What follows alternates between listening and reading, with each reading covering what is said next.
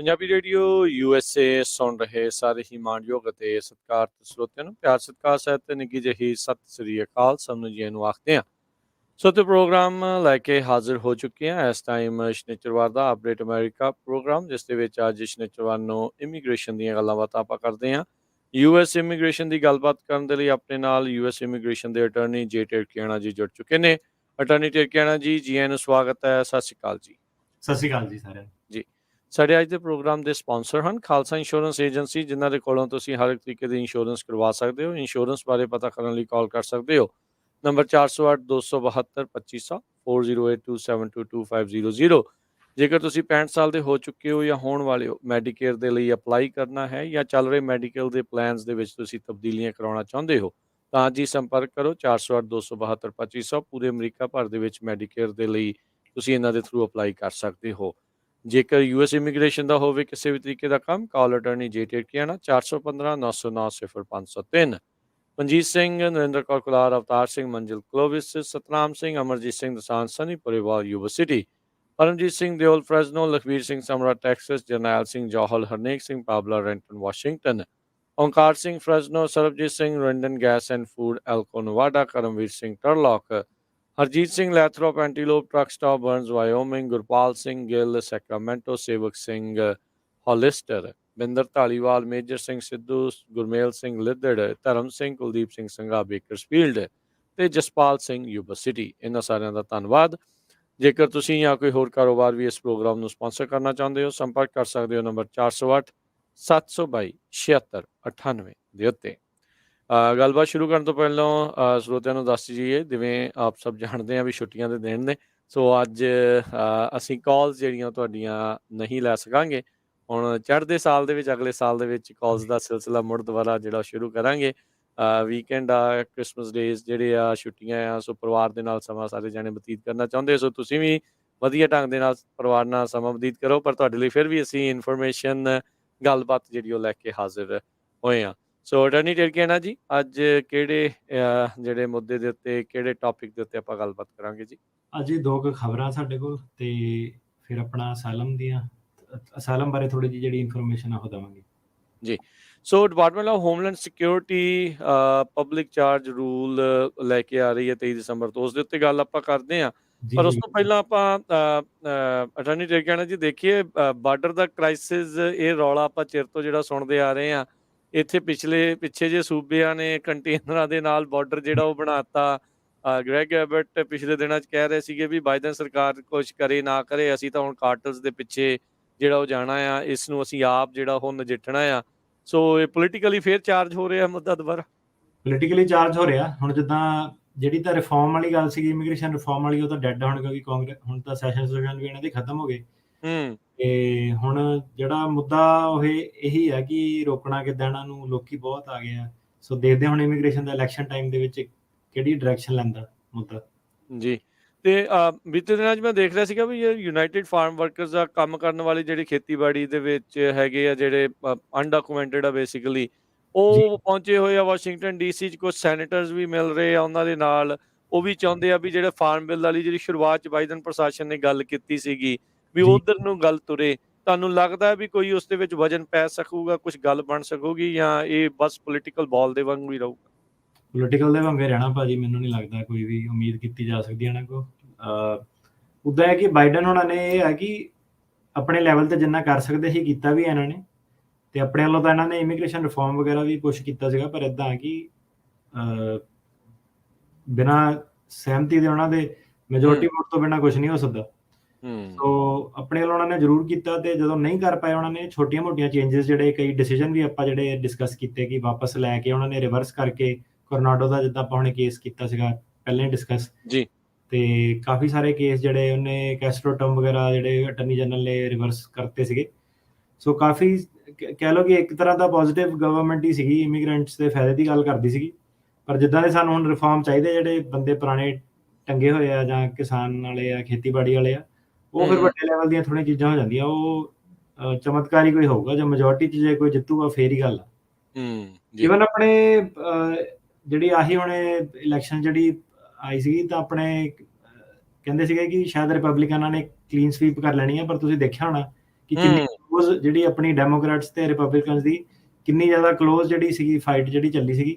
ਸੋ ਜਿਹੜਾ ਰਿਫਾਰਮ ਆ ਉਹ ਤਾਂ ਹੀ ਆਊਗਾ ਜੇ ਇੱਕ ਪਾਰਟੀ ਨੂੰ ਮੈਜੋਰਿਟੀ ਵੋਟ ਜੇ ਮਿਲ ਜਾਵੇ ਤੇ ਫਿਰ ਉਹ ਆਪਣੇ ਹਿਸਾਬ ਕਿਤਾਬ ਮੁਤਾਬਿਕ ਇਮੀਗ੍ਰੇਸ਼ਨ ਨੂੰ ਕਵੇ ਕਿ ਫਿਕਸ ਕਰਨਾ। ਜੀ ਤੇ ਜਿਸ ਦੇ ਅਜੇ ਕੋਈ ਨੇੜਲੇ ਭਵਿੱਖ ਦੇ ਵਿੱਚ ਕੋਈ ਬਹੁਤੇ ਅਸਾਰ ਨਹੀਂ ਜਿਹੜੇ ਨਜ਼ਰ ਆ ਰਹੇ, ਪੋਲੀਟੀਕਲੀ ਕੋਈ ਇਦਾਂ ਦੀ ਚੀਜ਼ ਹੈ ਨਹੀਂ ਹੈ ਵੀ ਇੱਕ ਜਣਾ ਕੋਈ ਤਗੜੀ ਸਵੀਪ ਜਿਹੜੀ ਉਹ ਲੈ ਕੇ ਅੱਗੇ ਜਿੱਤ ਜਾਊਗਾ। ਹਾਂਜੀ, ਹੁਣ 2024 ਚ ਵੇਖਾਂਗੇ ਕੀ ਹੁੰਦਾ ਆ। 2 ਸਾਲ ਹੁਣ ਬਸ ਇਹ ਬਿਆਨਬਾਜ਼ੀਆਂ ਸੁਣਨ ਦੇ ਲਈ ਤੁਸੀਂ ਰੈਡੀ ਰਹੋ। ਲੋਕਾਂ ਨੂੰ ਪੋਲੀਟੀਕਲੀ ਚਾਰਜ ਇਹਨਾਂ ਨੇ ਕਰਦੇ ਰਹਿਣਾ ਆ। ਸੋ ਡਿਪਾਰਟਮੈਂਟ ਆਫ ਹੋਮਲੈਂਡ ਸਿਕਿਉਰਿਟੀ ਦੇ ਪਬਲਿਕ ਚਾਰਜ ਦੇ ਰੂਲ ਨੂੰ ਲੈ ਕੇ ਜੇ ਉਹ ਗੱਲ ਕਰੀਏ ਕੀ ਆ ਜੀ ਇਸ ਵਾਰ ਇਹ ਵੀ ਪਬਲਿਕ ਚਾਰਜ ਦਾ ਵੀ ਜਿਹੜੀ ਗੇਂਦ ਜੀ ਬਣੀ ਪਈ ਆ। ਪਹਿਲੋਂ ਕਹਿੰਦੇ ਵੀ ਤੁਹਾਨੂੰ ਗ੍ਰੀਨ ਕਾਰਡ ਨਹੀਂ ਦੇਣਾ ਜਾਂ ਉਹ ਨਹੀਂ ਕਰਨ ਦੇਣਾ, ਫਿਰ ਇਹਨਾਂ ਨੇ ਢਿੱਲ ਜੀ ਦਿੱਤੀ ਆ। ਹੁਣ ਇਸ ਫਾਈਨਲ ਰੂਲ ਦੇ ਵਿੱਚ ਕੀ ਆ ਪਬਲਿਕ ਚਾਰਜ ਨੂੰ ਲੈ ਕੇ? ਸੋ ਪਬਲਿਕ ਚਾਰਜ ਦਾ ਰੂਲ ਇਹ ਸੀਗਾ ਕਿ ਜਿਹੜੇ ਤਾਂ ਸਾਡੇ ਨਾਲ ਜੁੜੇ ਹੋਏ ਆ 2-3 ਸਾਲਾਂ ਤੋਂ ਪਿਛਲਿਆਂ ਤੋਂ ਆਪਾਂ ਦੇਖਿਆ ਕਿ ਇਹ 'ਚ ਵੀ ਪੋਜੀਸ਼ਨ ਬੜੀ ਫਲਿਪ ਫਲॉप ਹੁੰਦੀ ਹੈ ਤੇ ਟਰੰਪ ਐਡਮਿਨਿਸਟ੍ਰੇਸ਼ਨ ਨੇ ਆ ਕੇ ਕਿਹਾ ਸੀ ਕਿ ਟੰਗ ਦੋ ਸਾਰਿਆਂ ਨੂੰ ਕਿ ਜਿਹੜਾ ਪਬਲਿਕ ਚਾਰਜ ਰੂਲ ਲਿਆ ਉਹਨੂੰ ਸਿੱਧੇ ਕਹਿ ਦੋ ਕਿ ਤੂੰ ਐਲੀਜੀਬਲ ਨਹੀਂ ਹੈਗਾ ਤੇ ਡੈਫੀਨੇਸ਼ਨ ਵੀ ਉਹਨਾਂ ਨੇ ਜਿਹੜੀ ਕਹਿ ਲਓ ਚੇਂਜ ਕਰਤੀ ਸੀ ਤੇ ਫਿਰ ਇਹ ਤੇ ਲਿਟੀਗੇਸ਼ਨ ਵੀ ਕਈ ਵਾਰੀ ਹੋਈ, ਕੋਰਟ ਦੇ ਵਿੱਚ ਵੀ ਇਹ ਪਹੁੰਚਿਆ ਤੇ ਫਾਰਮ ਵੀ ਵਿੱਚ ਉਹਨਾਂ ਨੇ ਅਪਡੇਟ ਕਰਤੇ ਸੀਗੇ ਕਿ ਨਵੀਂ ਇਨਫੋਰਮੇਸ਼ਨ ਦੇ ਹਿਸਾਬ ਨਾਲ ਇਨਫੋਰਮੇਸ਼ਨ ਭਰੋ। ਤੇ ਹੁਣ ਕੀ ਸੀਗਾ ਕਿ ਦਸੰਬਰ 23 2022 ਦੇ ਵਿੱਚ ਇਹ ਰੂਲ ਜਿਹੜਾ ਉਹ ਲਾਗੂ ਹੋਣਾ, ਫਾਈਨਲ ਰੂਲ ਜਿਹੜਾ ਆਪਾਂ ਇਹਦੇ ਬਾਰੇ ਗੱਲ ਕਰ ਚੁੱਕੇ ਆਪਣੇ ਸ਼ੋਅ ਤੇ।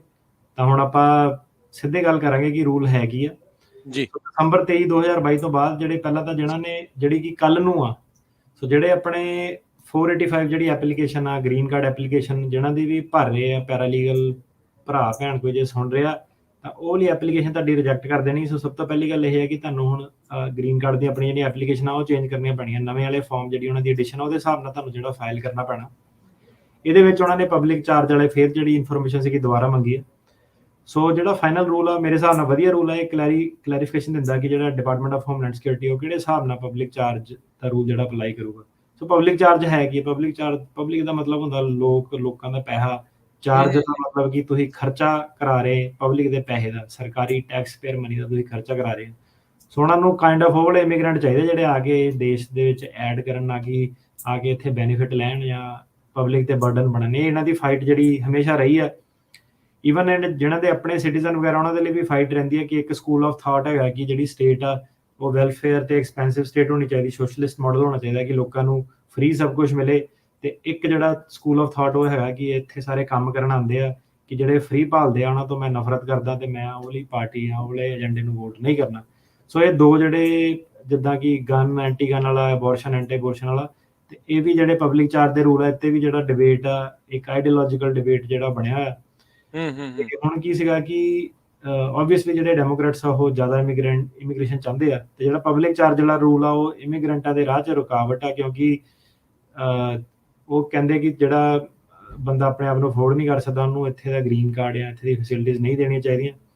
ਸੋ ਜਿਹੜਾ ਹੁਣ ਇਹਨਾਂ ਨੇ ਰੂਲ ਆ ਤਾਂ ਕਰਕੇ ਪਾਸ ਕੀਤਾ ਕਿ ਪੋਜੀਸ਼ਨ ਬੜੀ ਫਲਿਪ ਫਲॉप ਹੋ ਰਹੀ ਸੀਗੀ। ਸੋ ਇਹਨਾਂ ਨੂੰ ਲੱਗਿਆ ਕਿ ਜੇ ਰੂਲ ਪਾਸ ਕਰ ਦਿੰਦੇ ਆ ਤਾਂ ਥੋੜੀ ਜਿਹੀ ਕਲੈਰਿਟੀ ਮਿਲ ਜੂਗੀ ਤੇ ਜੇ ਨਵੀਂ ਸਰਕਾਰ ਆ ਕੇ ਰੂਲ ਨੂੰ ਤੋੜਦੀ ਵੀ ਆ ਤੇ ਉਹਨੂੰ ਥੋੜਾ ਜਿਹਾ ਟਾਈਮ ਲੱਗੂਗਾ ਨਵੀਂ ਰੂਲ ਮੇਕਿੰਗ 'ਚ, ਉਹਨਾਂ ਨੂੰ ਰੀਜ਼ਨ ਦੇਣਾ ਪੈਣਾ, ਕੋਰਟ ਦੇ ਵਿੱਚ ਜਾਣਾ ਪੈਣਾ ਜਾਂ ਕਾਂਗਰਸ ਨੂੰ ਰਲ ਕੇ ਪਾਸ ਕਰਨਾ ਪੈਣਾ। ਸੋ ਇੱਕ ਤਰ੍ਹਾਂ ਇਹ ਵਧੀਆ ਗੱਲ ਆ ਇਮੀਗ੍ਰੈਂਟਸ ਲਈ।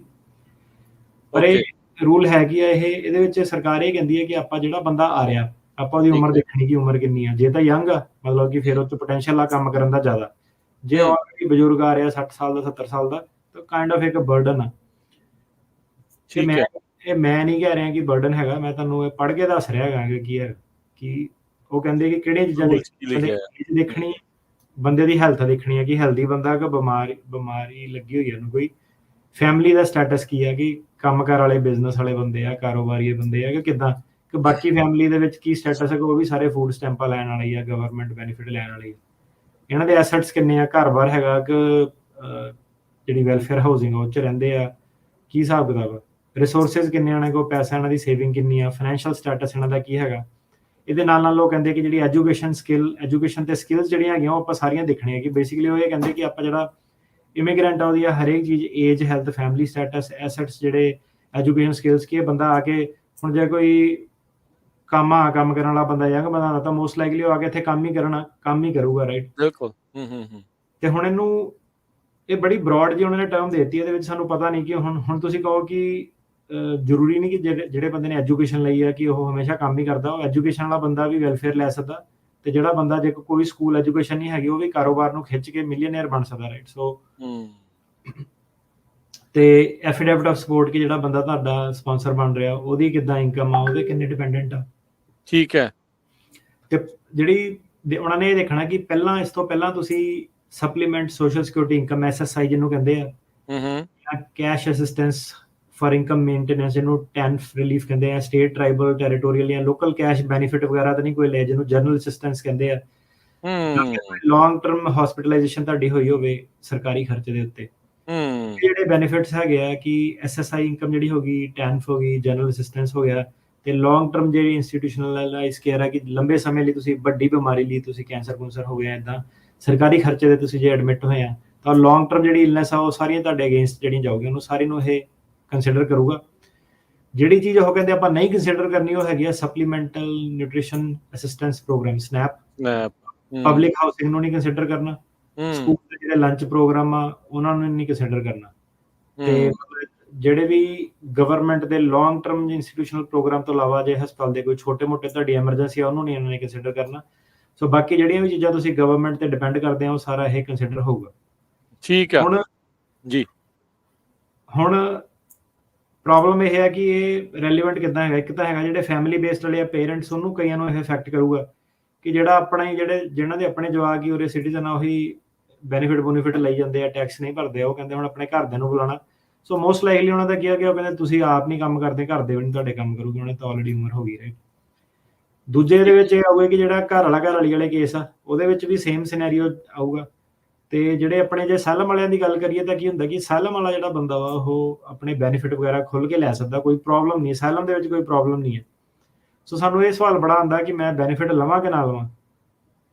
ਤੇ ਹੁਣ ਗੱਲ ਇਹਦੀ ਸਾਰੀ ਇਹ ਆ ਜਾਂਦੀ ਕਿ ਕੱਲ ਨੂੰ ਤੁਹਾਡਾ ਵਿਆਹ ਜੇ ਹੁੰਦਾ ਤਾਂ ਤੁਸੀਂ ਕਹਿੰਦੇ ਹੋ ਕਿ ਮੈਂ ਸੈਲਮ ਦਾ ਕੇਸ ਛੱਡ ਕੇ ਆਪਣਾ ਹੁਣ ਮੈਂ ਵਿਆਹ ਵਾਲੇ ਕੇਸ ਵਾਲੇ ਪਾਸੇ ਹੋ ਜਾਣਾ।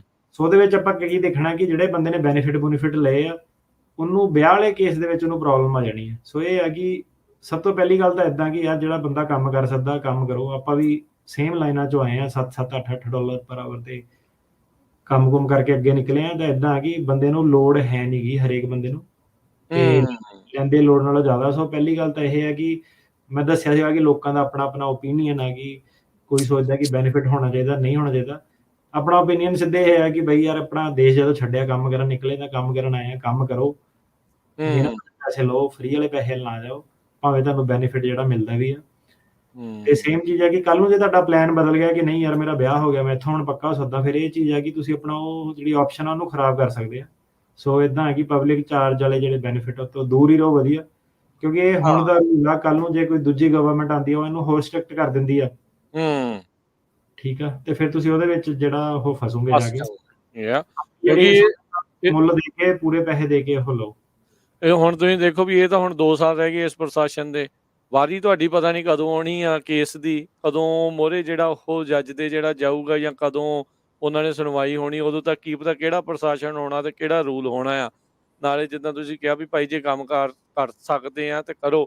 ਹਾਂ, ਇਹ ਵੀ ਨਹੀਂ ਅਸੀਂ ਕਹਿੰਦੇ ਵੀ ਜਿਹਨੂੰ ਜ਼ਰੂਰਤ ਆ, ਜਿਹਦਾ ਬਿਲਕੁਲ ਹੀ ਨਹੀਂ ਜਿਹੜਾ ਉਹ ਗੁਜ਼ਾਰਾ ਹੋ ਰਿਹਾ ਜਾਂ ਕੋਈ ਡਿਸੇਬਲਡ ਆ ਜਾਂ ਕੁਛ ਇਹ ਆ ਵੀ ਉਹ ਮਦਦ ਨਾ ਲਵੇ। ਚਲੋ ਮਦਦ ਦੇ ਲਈ ਉਹ ਪ੍ਰੋਗਰਾਮ ਉਹ ਚੀਜ਼ਾਂ ਦੇ ਲਈ ਜਿਹੜੇ ਉਹ ਬਣੇ ਆ, ਪਰ ਹਾਂ ਜਾਣ ਬੁੱਝ ਕੇ ਵੀ ਉਹਨੇ ਵੀ ਲਿਆ, ਖੱਬੇ ਵਾਲੇ ਨੇ ਵੀ ਲਿਆ, ਸੱਜੇ ਵਾਲੇ ਨੇ ਵੀ ਲਿਆ, ਮੈਂ ਕਿਉਂ ਰਹਿ ਜਾਵਾਂ, ਮੈਂ ਕਿਉਂ ਨਾ ਸਰਕਾਰ ਦੇ ਉੱਤੇ ਭਾਰ ਜਿਹੜਾ ਉਹ ਪਾਵਾਂ। ਇਹ ਧਿਆਨ ਨਾਲ ਸੁਣਿਓ, ਕਈ ਵਾਰੀ ਪੁੱਛਦੇ ਆ ਵੀ ਭਾਈ ਹੁਣ ਤਾਂ ਸਰਕਾਰ ਵਾਲੇ ਪਬਲਿਕ ਚਾਰਜ ਨੂੰ ਮੰਨਦੇ ਨਹੀਂ, ਕੀ ਪਤਾ ਅਗਲੀ ਜਦੋਂ ਆਈ, ਜੇ ਜਦੋਂ ਵੀ ਆਈ ਉਹਨਾਂ ਨੇ ਉਦੋਂ ਤੱਕ ਕੀ ਕਰਨਾ ਆ। ਤੇ ਵਾਰੀ ਤਾਂ ਮਸਲਾ ਤਾਂ ਉਦੋਂ ਹੀ ਹੋਣਾ ਵੀ ਜਦੋਂ ਤੁਸੀਂ ਮੋਹਰੇ ਆ, ਉਦੋਂ ਕੀ ਰੂਲ ਆ, ਉਹਦੇ ਹਿਸਾਬ ਨਾਲ ਹੀ ਜਿਹੜੀ ਉਸ ਦੇ ਉੱਤੇ ਫੈਸਲਾ ਹੋਣਾ ਆ। ਹੁਣ ਜਿਹੜੀਆਂ ਚੇਂਜ ਹੋ ਰਹੀਆਂ 23 ਤਰੀਕ ਤੋਂ ਬਾਅਦ ਦੇ ਵਿੱਚ ਗ੍ਰੀਨ ਕਾਰਡ ਭਰਨ ਦੇ ਲਈ ਜਿਹੜੀਆਂ ਐਪਲੀਕੇਸ਼ਨਸ ਆ ਉਹ ਚੇਂਜ ਹੋਣੀਆਂ 485। ਸੋ ਇਹ ਕੱਲ੍ਹ ਹੀ ਜਿਹੜੀਆਂ ਉਹ ਚੇਂਜ ਇੱਕ ਹਿਸਾਬ ਦੇ ਨਾਲ ਹੋਈਆਂ ਆ। ਸੋ ਹੁਣ ਜਿਹੜੇ ਵੀ ਅੱਜ ਤੋਂ ਜਾਂ ਅੱਗੇ ਤੋਂ ਭਰ ਰਹੇ ਆ 23 ਤਰੀਕ, ਕਿਉਂਕਿ ਅੱਜ ਆਪਣੇ ਸ਼ਨੀਚਰਵਾਰ ਦਾ ਦਿਨ ਹੋ ਗਿਆ ਆ, ਸੋ ਸ਼ੁੱਕਰਵਾਰ ਨੂੰ ਇਹ ਜਿਹੜਾ ਚੇਂਜ ਹੋ ਚੁੱਕਾ ਹੈ। ਸੋ ਭਾਈ ਜਿੰਨੇ ਵੀ ਭਰਨਾ ਹੈ ਉਹ ਚੇਂਜ ਕਰਕੇ ਹੀ ਨਵੇਂ ਫਾਰਮ ਦੇ ਵਿੱਚ ਜਿਹੜਾ ਉਹ ਭਰਿਓ। ਹੁਣ ਜੇ ਦੇਖਿਆ ਜਾਵੇ ਅਟਾਰਨੀ ਟਿਰਕਿਆਣਾ ਜੀ 3-4 ਚੀਜ਼ਾਂ ਹੀ ਉਹਨਾਂ ਨੇ ਛੱਡੀਆਂ, SNAP, public housing, school lunch program. ਇਹਨਾਂ ਚੀਜ਼ਾਂ ਦੇ ਵਿੱਚ ਤਾਂ ਆਪਣੇ ਬੰਦੇ ਵੈਸੇ ਵੀ ਬਹੁਤ ਪਹਿਲੋਂ ਹੀ ਜਿਹੜੇ ਉਹ ਘੱਟ ਹੈਗੇ ਆ। ਸੋ ਜਿਹਦਾ ਸਰਦਾ ਹੈ ਉਹ ਤੋਂ ਬਗੈਰ ਜਿਹੜਾ ਉਹ ਸਾਰੀ ਜਿਹੜਾ ਉਹ ਚੱਲੋ, ਤੇ ਜੇ ਬਹੁਤ ਜ਼ਿਆਦਾ ਜ਼ਰੂਰਤ ਆ ਫਿਰ ਤਾਂ ਤੁਸੀਂ ਜ਼ਰੂਰ ਕਰ ਲਿਓ, ਪਰ ਅਦਰਵਾਈਜ਼ ਪਰਹੇਜ਼ ਕਰਨ ਦੇ ਵਿੱਚ ਹੀ ਜਿਹੜਾ ਉਹ ਫਾਇਦਾ ਹੈਗਾ? ਐਸਐਸਆਈ ਮੇਰੇ ਖਿਆਲ ਆਪਣੇ ਕਾਫੀ ਲੈਂਦੇ ਆ, ਹਸਪਤਾਲਾਂ ਦੇ ਜਿਹੜੇ ਲੰਬੇ ਸਮੇਂ ਜਿਹੜੇ ਇਲਾਜ ਆ ਉਹ ਪਹਿਲਾਂ ਇੰਸ਼ੋਰੈਂਸ ਨਹੀਂ ਲੈਂਦੇ ਕਈ ਬੰਦੇ, ਕਿਉਂਕਿ ਇੰਸ਼ੋਰੈਂਸ ਤੁਹਾਡੇ ਪੈਸੇ ਲੱਗਦੇ ਆ ਤੇ ਫਿਰ ਪ੍ਰੋਬਲਮ ਪੈਂਦੀ ਆ, ਉਹਨਾਂ ਨੂੰ ਲੈਣਾ ਪੈਂਦਾ ਮਜਬੂਰੀ, ਹੁਣ ਲੱਖਾਂ ਡਾਲਰ ਕਿੰਨੇ ਦੇਣੇ ਆ, ਰਾਈਟ? ਸੋ ਕਹਿਣ ਦਾ ਮਤਲਬ ਇਹ ਹੈਗਾ ਕਿ ਆਪਣੀ ਇੰਸ਼ੋਰੈਂਸ ਵਗੈਰਾ ਪ੍ਰੋਪਰ ਜਿਹੜੀ ਔਨ ਪੁਆਇੰਟ ਕਰਾ ਕੇ ਰੱਖੋ, ਯਾ ਤਾਂ ਕਿ ਇਦਾਂ ਦੇ ਤੁਸੀਂ ਲੌਂਗ ਟਰਮ ਜਿਹੜੇ ਇੰਸਟੀਟਿਊਸ਼ਨਲ ਕੇਅਰ ਦੇ ਵਿੱਚ ਫਸੋ ਨਾ। ਹਾਂ, ਹੁਣ ਤੁਸੀਂ ਦੇਖੋ ਕਵਰਡ ਕੈਲੀਫੋਰਨੀਆ ਇਨਕਮ ਬੇਸਡ ਆ, ਜੇ ਤੁਹਾਡੀ ਇਨਕਮ ਘੱਟ ਆ ਤੇ ਤੁਹਾਨੂੰ ਉਹਦੇ ਥਰੂ ਪਹਿਲੋਂ ਹੀ ਜਿਹੜੀ ਉਹ ਘੱਟ ਡਾਲਰਾਂ ਦੇ ਉੱਤੇ ਤੁਹਾਨੂੰ ਇੰਸ਼ੋਰੈਂਸ ਜਿਹੜੀ ਉਹ ਮਿਲ ਜਾਣੀ ਆ। ਸੋ ਪਲੀਜ਼ ਇਹ ਚੀਜ਼ਾਂ ਦਾ ਜਿਹੜਾ ਉਹ ਧਿਆਨ ਰੱਖੀਏ। ਅਗਲੀ ਗੱਲ ਕਰਦੇ ਜਾਈਏ, ਅਗਲੀ ਖਬਰ USCIS ਦੇ ਨੈਚੁਰਲਾਈਜੇਸ਼ਨ ਟੈਸਟ ਨੂੰ ਲੈ ਕੇ, ਉਹਦੇ ਅਪਡੇਟਸ ਨੂੰ ਲੈ ਕੇ ਟ੍ਰਾਇਲ ਜੇ ਕੁਝ ਸ਼ੁਰੂ ਕੀਤੇ, ਕੀ ਹੈ ਜੀ ਇਸ ਪੂਰੀ ਖਬਰ ਦੇ ਵਿੱਚ? ਜੀ, ਸੋ ਉਹਨਾਂ ਨੇ ਨੋਟਿਸ ਪਬਲਿਸ਼ ਕੀਤਾ ਇੱਕ ਬਾਈਡਨ ਸਰਕਾਰ ਨੇ। ਸੋ ਜਾਂਦੇ ਜਾਂਦੇ ਇਹ ਵੀ ਕਹਿੰਦੇ ਕਿ ਥੋੜਾ ਜਿਹਾ ਫਲ ਦੇ ਕੇ ਜਾਈਏ ਇਮੀਗ੍ਰੈਂਟਸ ਨੂੰ, ਵੋਟਾਂ ਕਰਕੇ। ਸੋ ਇਹ ਕਹਿੰਦੇ ਥੋੜਾ ਜਿਹਾ ਸੌਖਾ ਕਰ ਦੇਣਾ, ਹੁਣ ਕਰਨਾ ਸੌਖਾ ਕਿ ਨਹੀਂ ਕਰਨਾ ਤਾਂ ਬਾਅਦ ਚ ਹੀ ਪਤਾ ਲੱਗੂਗਾ। ਜੇ ਤਾਂ ਇਹਨਾਂ ਨੇ ਨੋਟਿਸ ਹੀ ਹੈ, ਰੂਲ ਮੇਕਿੰਗ ਪ੍ਰੋਸੈਸ, ਦੇਖਦੇ ਹਾਂ ਅੱਗੇ ਕਿੱਧਰ ਨੂੰ ਗੱਲ ਜਾਂਦੀ ਹੈ। ਸੋ ਇਹ ਕੀ ਕਹਿੰਦੇ ਕਿ ਸਾਡਾ ਪਲਾਨ ਇਹ ਹੈ ਕਿ ਆਪਾਂ ਜਿਹੜਾ ਸਿਟੀਜ਼ਨਸ਼ਿਪ ਦਾ ਟੈਸਟ ਆ ਉਹਨੂੰ ਆਪਾਂ ਚੇਂਜ ਕਰ ਦੇਣਾ। 4 ਕੰਪੋਨੈਂਟ ਸਿਟੀਜ਼ਨਸ਼ਿਪ ਟੈਸਟ ਦੇ ਵਿੱਚ ਹੁੰਦੇ ਆ, ਰੀਡਿੰਗ, ਰਾਈਟਿੰਗ ਮਤਲਬ ਕਿ ਲਿਖਣਾ ਪੜ੍ਹਨਾ ਤੇ ਬੋਲਣਾ ਸਪੀਕਿੰਗ, ਤੇ ਇੱਕ ਨਾਲ ਹੁੰਦਾ ਸਿਵਿਕਸ ਦਾ ਟੈਸਟ, ਜਿਹਦੇ ਵਿੱਚ ਸਵਾਲ ਜਵਾਬ ਤੁਹਾਨੂੰ ਦੱਸਣੇ ਪੈਂਦੇ ਸੀਗੇ, 100 ਸਵਾਲ ਹੁੰਦੇ ਸੀਗੇ। ਤੇ ਟਰੰਪ ਉਹਨਾਂ ਨੇ ਆ ਕੇ ਉਹਨੂੰ ਔਖਾ ਕਰਨ ਦੀ ਵੀ ਕੋਸ਼ਿਸ਼ ਕੀਤੀ, ਉੱਤੇ ਵੀ ਕਾਫੀ ਵਿਵਾਦ ਚੱਲਿਆ, ਫਿਰ ਵਾਪਸ ਉਹਨਾਂ ਨੇ ਕਿਹਾ ਕਿ ਪੁਰਾਣੇ ਵਾਲਾ ਲਾਗੂ ਕਰੋ। ਸੋ ਜਿਹੜਾ ਤਾਂ ਰੀਡਿੰਗ ਤੇ ਰਾਈਟਿੰਗ ਉਹ ਤਾਂ ਸਿੱਧਾ ਹੀ ਹੈ ਨਾ, ਕਿ ਤੁਸੀਂ ਪੜ੍ਹ ਸਕਦੇ ਆ ਇੰਗਲਿਸ਼, ਲਿਖ ਸਕਦੇ ਹੋ, ਤਾਂ ਸਿੰਪਲ ਹੀ ਹੈ। ਤੇ ਜਿਹੜਾ ਹੁਣ ਇਹਨਾਂ ਨੇ ਆਹ ਕਿਹਾ ਕਿ ਆਪਾਂ ਟਰਾਇਲ ਕਰਨਾ, ਇਹਦੇ ਵਿੱਚ ਇਹਨਾਂ ਨੇ ਜਿਹੜਾ ਸਿਵਿਕਸ ਟੈਸਟ ਆ ਤੇ ਇੰਗਲਿਸ਼ ਸਪੀਕਿੰਗ ਵਾਲਾ ਟੈਸਟ ਆ, ਉਹਨੂੰ ਕਹਿੰਦੇ ਆਪਾਂ ਨਾ ਥੋੜਾ ਸਟੈਂਡਰਡਾਈਜ਼ ਕਰ ਦੇਣਾ। ਪੂਰੀ ਇਹਨਾਂ ਨੇ ਖਬਰ ਨਹੀਂ ਦਿੱਤੀ, ਕਿਉਂਕਿ ਪੂਰੀ ਦੇ ਨਹੀਂ ਸਕਦੇ, ਕਿਉਂਕਿ ਕੀ ਹੈ ਕਿ ਰੂਲ ਮੇਕਿੰਗ ਸਾਰਾ ਤੁਸੀਂ ਸਾਰਿਆਂ ਦੇ ਸੁਝਾਅ ਲੈ ਕੇ ਫਿਰ ਤੁਸੀਂ ਦੱਸਣਾ ਕਿ ਕੀ ਹੈ। ਜਿੰਨਾ ਕਿ ਸਾਨੂੰ ਸੁਣਨ ਨੂੰ ਆ ਰਿਹਾ ਵਾ, ਉਹ ਇਹ ਆ ਰਿਹਾ ਕਿ ਜਿਹੜਾ ਇੰਗਲਿਸ਼ ਵਾਲਾ ਕੰਪੋਨੈਂਟ ਹੈ ਨਾ, ਉਹ ਕਹਿੰਦੇ ਸਟੈਂਡਰਡਾਈਜ਼ ਕਰ ਦੇਣਾ, ਕਿ ਮਤਲਬ ਕਿ ਸੇਮ ਜਿੱਦਾਂ ਕਹਿ ਲਓ ਕਿ ਕੁਐਸਚਨ ਆਲ ਅਕ੍ਰੋਸ ਬੋਰਡ ਜਿਹੜੇ ਪੁੱਛੇ ਜਾਓਗੇ, ਹੋ ਸਕਦਾ ਇਹਨਾਂ ਨਾਲ ਲੋਕਾਂ ਦੀ ਹੈਲਪ ਹੋ ਜਾਵੇ ਥੋੜੀ ਜਿਹੀ, ਰੱਟਾ ਮਾਰ ਲੈਣਗੇ, ਮਾਰ ਸਕਦੇ। ਹਾਂਜੀ, ਮਤਲਬ ਆਪਣੇ ਨੂੰ ਕਿ ਖਾਣਾ ਪੂਰਤੀ ਵੀ ਹੋ ਜਾਵੇ ਤੇ ਲੋਕਾਂ ਦਾ ਵੀ ਫਾਇਦਾ ਹੋ ਜਾਵੇ, ਤੇ ਕੈਂਸਲ ਤਾਂ ਹੁਣ ਕਰ ਨਹੀਂ ਸਕਦੇ। ਤੇ ਇਹਨਾਂ ਨੇ ਜਿਹੜਾ ਜਿੱਦਾਂ ਆਪਾਂ ਦੱਸਿਆ ਸੀਗਾ ਕਿ ਬਾਈਡਨ ਜਦੋਂ ਆਇਆ, ਉਹਨੇ ਐਗਜ਼ੈਕਟਿਵ ਆਰਡਰ ਸੀਗਾ ਜਿਹੜਾ ਉਹਦਾ 14,012, ਉਹਦੇ ਵਿੱਚ ਉਹਨੇ ਇਹ ਕਿਹਾ ਸੀਗਾ ਕਿ ਆਪਾਂ ਲੋਕਾਂ ਦੀ ਫੇਥ ਆਪਣੇ ਸਿਸਟਮ ਦੇ ਵਿੱਚ ਰਿਸਟੋਰ ਕਰਨੀ ਹੈ। ਤੇ ਉਹਦੇ ਕਰਕੇ ਇਹਨੇ ਫਿਰ ਡਾਇਰੈਕਟਿਵ ਦਿੱਤਾ ਕਿ ਨੈਚੁਰਲਾਈਜੇਸ਼ਨ ਦਾ ਜਿਹੜਾ ਪ੍ਰੋਸੈਸ ਆ ਉਹਨੂੰ ਦੁਬਾਰਾ ਇੱਕ ਵਾਰੀ ਜਾਂਚਿਆ ਪਰਖਿਆ ਜਾਵੇ। ਤੇ ਜਿਹੜੇ ਵੀ USCIS ਦੇ ਸਬਜੈਕਟ ਮੈਟਰ ਐਕਸਪਰਟ ਸੀਗੇ, ਉਹਨਾਂ ਨੇ ਫਿਰ ਆਪਣੇ ਵੱਲੋਂ ਰਿਵਿਊ ਕਰਨਾ ਸ਼ੁਰੂ ਕਰਤਾ ਕਿ ਨੈਚੁਰਲਾਈਜੇਸ਼ਨ ਟੈਸਟ ਹੈ ਕੀ ਆ, ਕਿੱਦਾਂ ਚੇਂਜ ਹੋਣਾ ਚਾਹੀਦਾ, ਕਿਹੜੀਆਂ ਚੇਂਜਸ ਹੋਣੀਆਂ ਚਾਹੀਦੀਆਂ। ਤੇ ਉਹਨਾਂ ਨੇ ਕਿਹਾ ਕਿ ਰਾਈਟਿੰਗ ਤੇ ਰੀਡਿੰਗ ਦਾ ਤਾਂ ਕੁਛ ਆਪਾਂ ਕਰਨਾ ਨਹੀਂ, ਤੇ ਸਪੀਕਿੰਗ ਤੇ ਸਿਵਿਕ ਟੈਸਟ ਆ ਜਿਹੜਾ, ਉਹ 'ਚ ਲੋਕੀ ਜਿਹੜੇ ਜ਼ਿਆਦਾ ਫੇਲ ਹੁੰਦੇ ਸੀ, ਜਾਂ ਜੋ ਵੀ ਇਹਨਾਂ ਦੀ ਰੀਜ਼ਨਿੰਗ ਹੋ ਗਈ, ਕਿ ਉਹਨੂੰ ਆਪਾਂ ਰਿਫਾਰਮ ਕਰਨਾ ਵਾ। ਤੇ ਕਿਉਂਕਿ ਹੁਣ ਸਾਰਿਆਂ ਨੂੰ ਪਤਾ ਕਿ ਆਪਣੇ ਵੀ ਜਿਹੜੇ ਕਈ ਬਜ਼ੁਰਗ ਜਿਹੜੇ ਆਉਂਦੇ ਆ ਨਹੀਂ ਪਾਸ ਕਰ ਸਕਦੇ ਟੈਸਟ, ਤੇ ਹੋਰ ਕੋਈ ਪ੍ਰੋਬਲਮ ਨਹੀਂ ਕਿ ਇੰਗਲਿਸ਼ 'ਚ ਕਈਆਂ ਦਾ ਵਾਕਈ ਹੱਥ ਜਿਹੜਾ ਤੰਗ ਹੋ ਜਾਂਦਾ। ਤੇ ਉਹ ਹੁਣ ਕਹਿੰਦੇ ਆ ਕਿ ਜਿਹੜੀਆਂ ਕਮਿਊਨਿਟੀ ਬੇਸਡ ਆਰਗੇਨਾਈਜੇਸ਼ਨਸ ਹੈਗੀਆਂ, CBO, ਜਿਹੜਾ ਕਿ ਇਮੀਗ੍ਰੈਂਟਸ ਨੂੰ ਇੰਗਲਿਸ਼ ਵਗੈਰਾ ਸਿਖਾਉਂਦੀਆਂ ਜਾਂ ਟੈਸਟ ਦੀਆਂ ਤਿਆਰੀਆਂ ਕਰਾਉਂਦੀਆਂ, ਉਹਨਾਂ ਦੀ ਵੀ ਇਹਨਾਂ ਨੇ ਹੈਲਪ ਲਈ ਆ ਟਰਾਇਲ ਦੇ ਵਿੱਚ, ਜਿਹੜਾ ਟਰਾਇਲ ਇਹਨਾਂ ਨੇ ਕੰਡਕਟ ਕਰਨਾ। ਤੇ 1500 ਜਣੇ ਇਹਨਾਂ ਨੇ ਐਨਰੋਲ ਕਰਾਇਆ, ਜਿਹੜੇ ਕਿ ਅਡਲਟ ਐਜੂਕੇਸ਼ਨ ਕਲਾਸਿਸ ਦੇ ਵਿੱਚ ਐਨਰੋਲਡ ਆ। ਉਹਨਾਂ ਨੂੰ ਟਰਾਇਲ ਟੈਸਟ ਇਹਨਾਂ ਨੇ ਕਿਹਾ ਕਿ ਤੁਸੀਂ ਟਰਾਇਲ ਟੈਸਟ ਇੱਕ ਆਪਾਂ ਦੇਣਾ ਆਪਣੇ, ਇਹ ਇਹਨਾਂ ਨੇ ਹੋਰ ਵੇਰੀਏਸ਼ਨ ਬਣਾ ਕੇ ਦੇਖਣੀ ਹੈ ਟੈਸਟ ਦੀ। ਤੇ ਜਦੋਂ ਉਹਨਾਂ ਦਾ ਟਰਾਇਲ ਟੈਸਟ ਦੇ ਰਿਜ਼ਲਟ ਜਦੋਂ ਉਹਨਾਂ ਕੋਲ ਆ ਗਏ, ਹੁਣ ਪਤਾ ਨਹੀਂ ਕਿਹੜੇ ਹਿਸਾਬ ਨਾਲ ਉਹਨੂੰ ਦੇਖਦੇ ਆ, ਜਦੋਂ ਰਿਜ਼ਲਟ ਆ ਗਏ ਤਾਂ ਕਹਿੰਦੇ ਕਿ ਫਿਰ ਉਹਦੇ ਹਿਸਾਬ ਨਾਲ ਆਪਾਂ ਆਪਣਾ ਜਿਹੜਾ ਸਿਟੀਜ਼ਨਸ਼ਿਪ ਦਾ ਟੈਸਟ ਆ ਉਹਨੂੰ ਚੇਂਜ ਕਰ ਲੈਣਾ। ਜੀ ਜੀ, ਸੋ ਚਲੋ ਦੇਖੋ ਕੀ ਜਿਹੜਾ ਇਸ ਦੇ ਵਿੱਚ ਹੁਣ ਅੱਗੇ ਬਣਦਾ ਆ। ਪਰ ਇਹ ਆ ਵੀ ਥੋੜਾ ਸੌਖਾ ਕਰਨ ਵੱਲ ਨੂੰ ਜਿਹੜਾ ਉਹ ਵੱਧ ਰਿਹਾ। ਨੈਚੁਰਲਾਈਜੇਸ਼ਨ ਟੈਸਟ ਹੀ ਜਿਹੜਾ ਤੁਹਾਨੂੰ ਬੇਸਿਕਲੀ ਗ੍ਰੀਨ ਕਾਰਡ ਤੋਂ ਜਿਹੜਾ ਇੱਕ ਸਿਟੀਜ਼ਨ ਬਣਾਉਂਦਾ ਆ।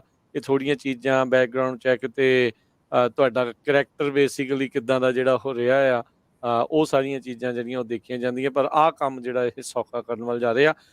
ਹੁਣ ਇੱਥੋਂ ਦੇਖੋ ਸਾਫ਼ ਪਤਾ ਲੱਗਦਾ ਆ ਅਟਾਰਨੀ ਟਿਰਕੇਣਾ ਜੀ ਵੀ ਜਿਹਦੇ ਕਿਹੜਾ ਪ੍ਰਸ਼ਾਸਨ ਸੱਤਾ 'ਚ ਆ, ਕਿਹੜਾ ਨਹੀਂ ਆ, ਉਹਦੇ ਨਾਲ ਕਿੰਨਾ ਫਰਕ ਪੈਂਦਾ। ਆਪਾਂ ਪਬਲਿਕ ਚਾਰਜ ਦਾ ਦੇਖਿਆ, ਹਰ ਇੱਕ ਪਾਰਟੀ ਦੀ ਹਰ ਇੱਕ ਉਹਦੀ ਵਿਚਾਰਧਾਰਾ ਜਿਹੜੀ ਉਹ ਡਿਫਰੈਂਟ ਆ। ਕਿਸੇ ਚੀਜ਼ ਨੂੰ ਸੌਖਾ ਬਣਾਉਣਾ ਚਾਹੁੰਦੇ, ਕਿਸੇ ਨੂੰ ਔਖਾ ਬਣਾਉਣਾ ਚਾਹੁੰਦੇ ਆ। ਇਹ ਤੁਹਾਡਾ ਲੱਕ ਆ ਵੀ ਤੁਹਾਡੀ ਵਾਰੀ ਕਦੋਂ ਆਉਂਦੀ ਆ, ਵੀ ਤੁਸੀਂ ਕਿਹੜੇ ਟਾਈਮ ਦੇ ਉੱਤੇ ਇੱਥੇ ਹੈਗੇ ਆ, ਕਦੋਂ ਤੁਹਾਡੀ ਇਸ ਚੀਜ਼ ਦੇ ਲਈ ਵਾਰੀ ਆਉਣੀ। ਹੋ ਸਕਦਾ ਤੁਹਾਨੂੰ ਔਖੀ ਚੀਜ਼ ਮਿਲ ਜਾਵੇ, ਹੋ ਸਕਦਾ ਸੌਖੀ ਚੀਜ਼ ਮਿਲ ਜਾਵੇ।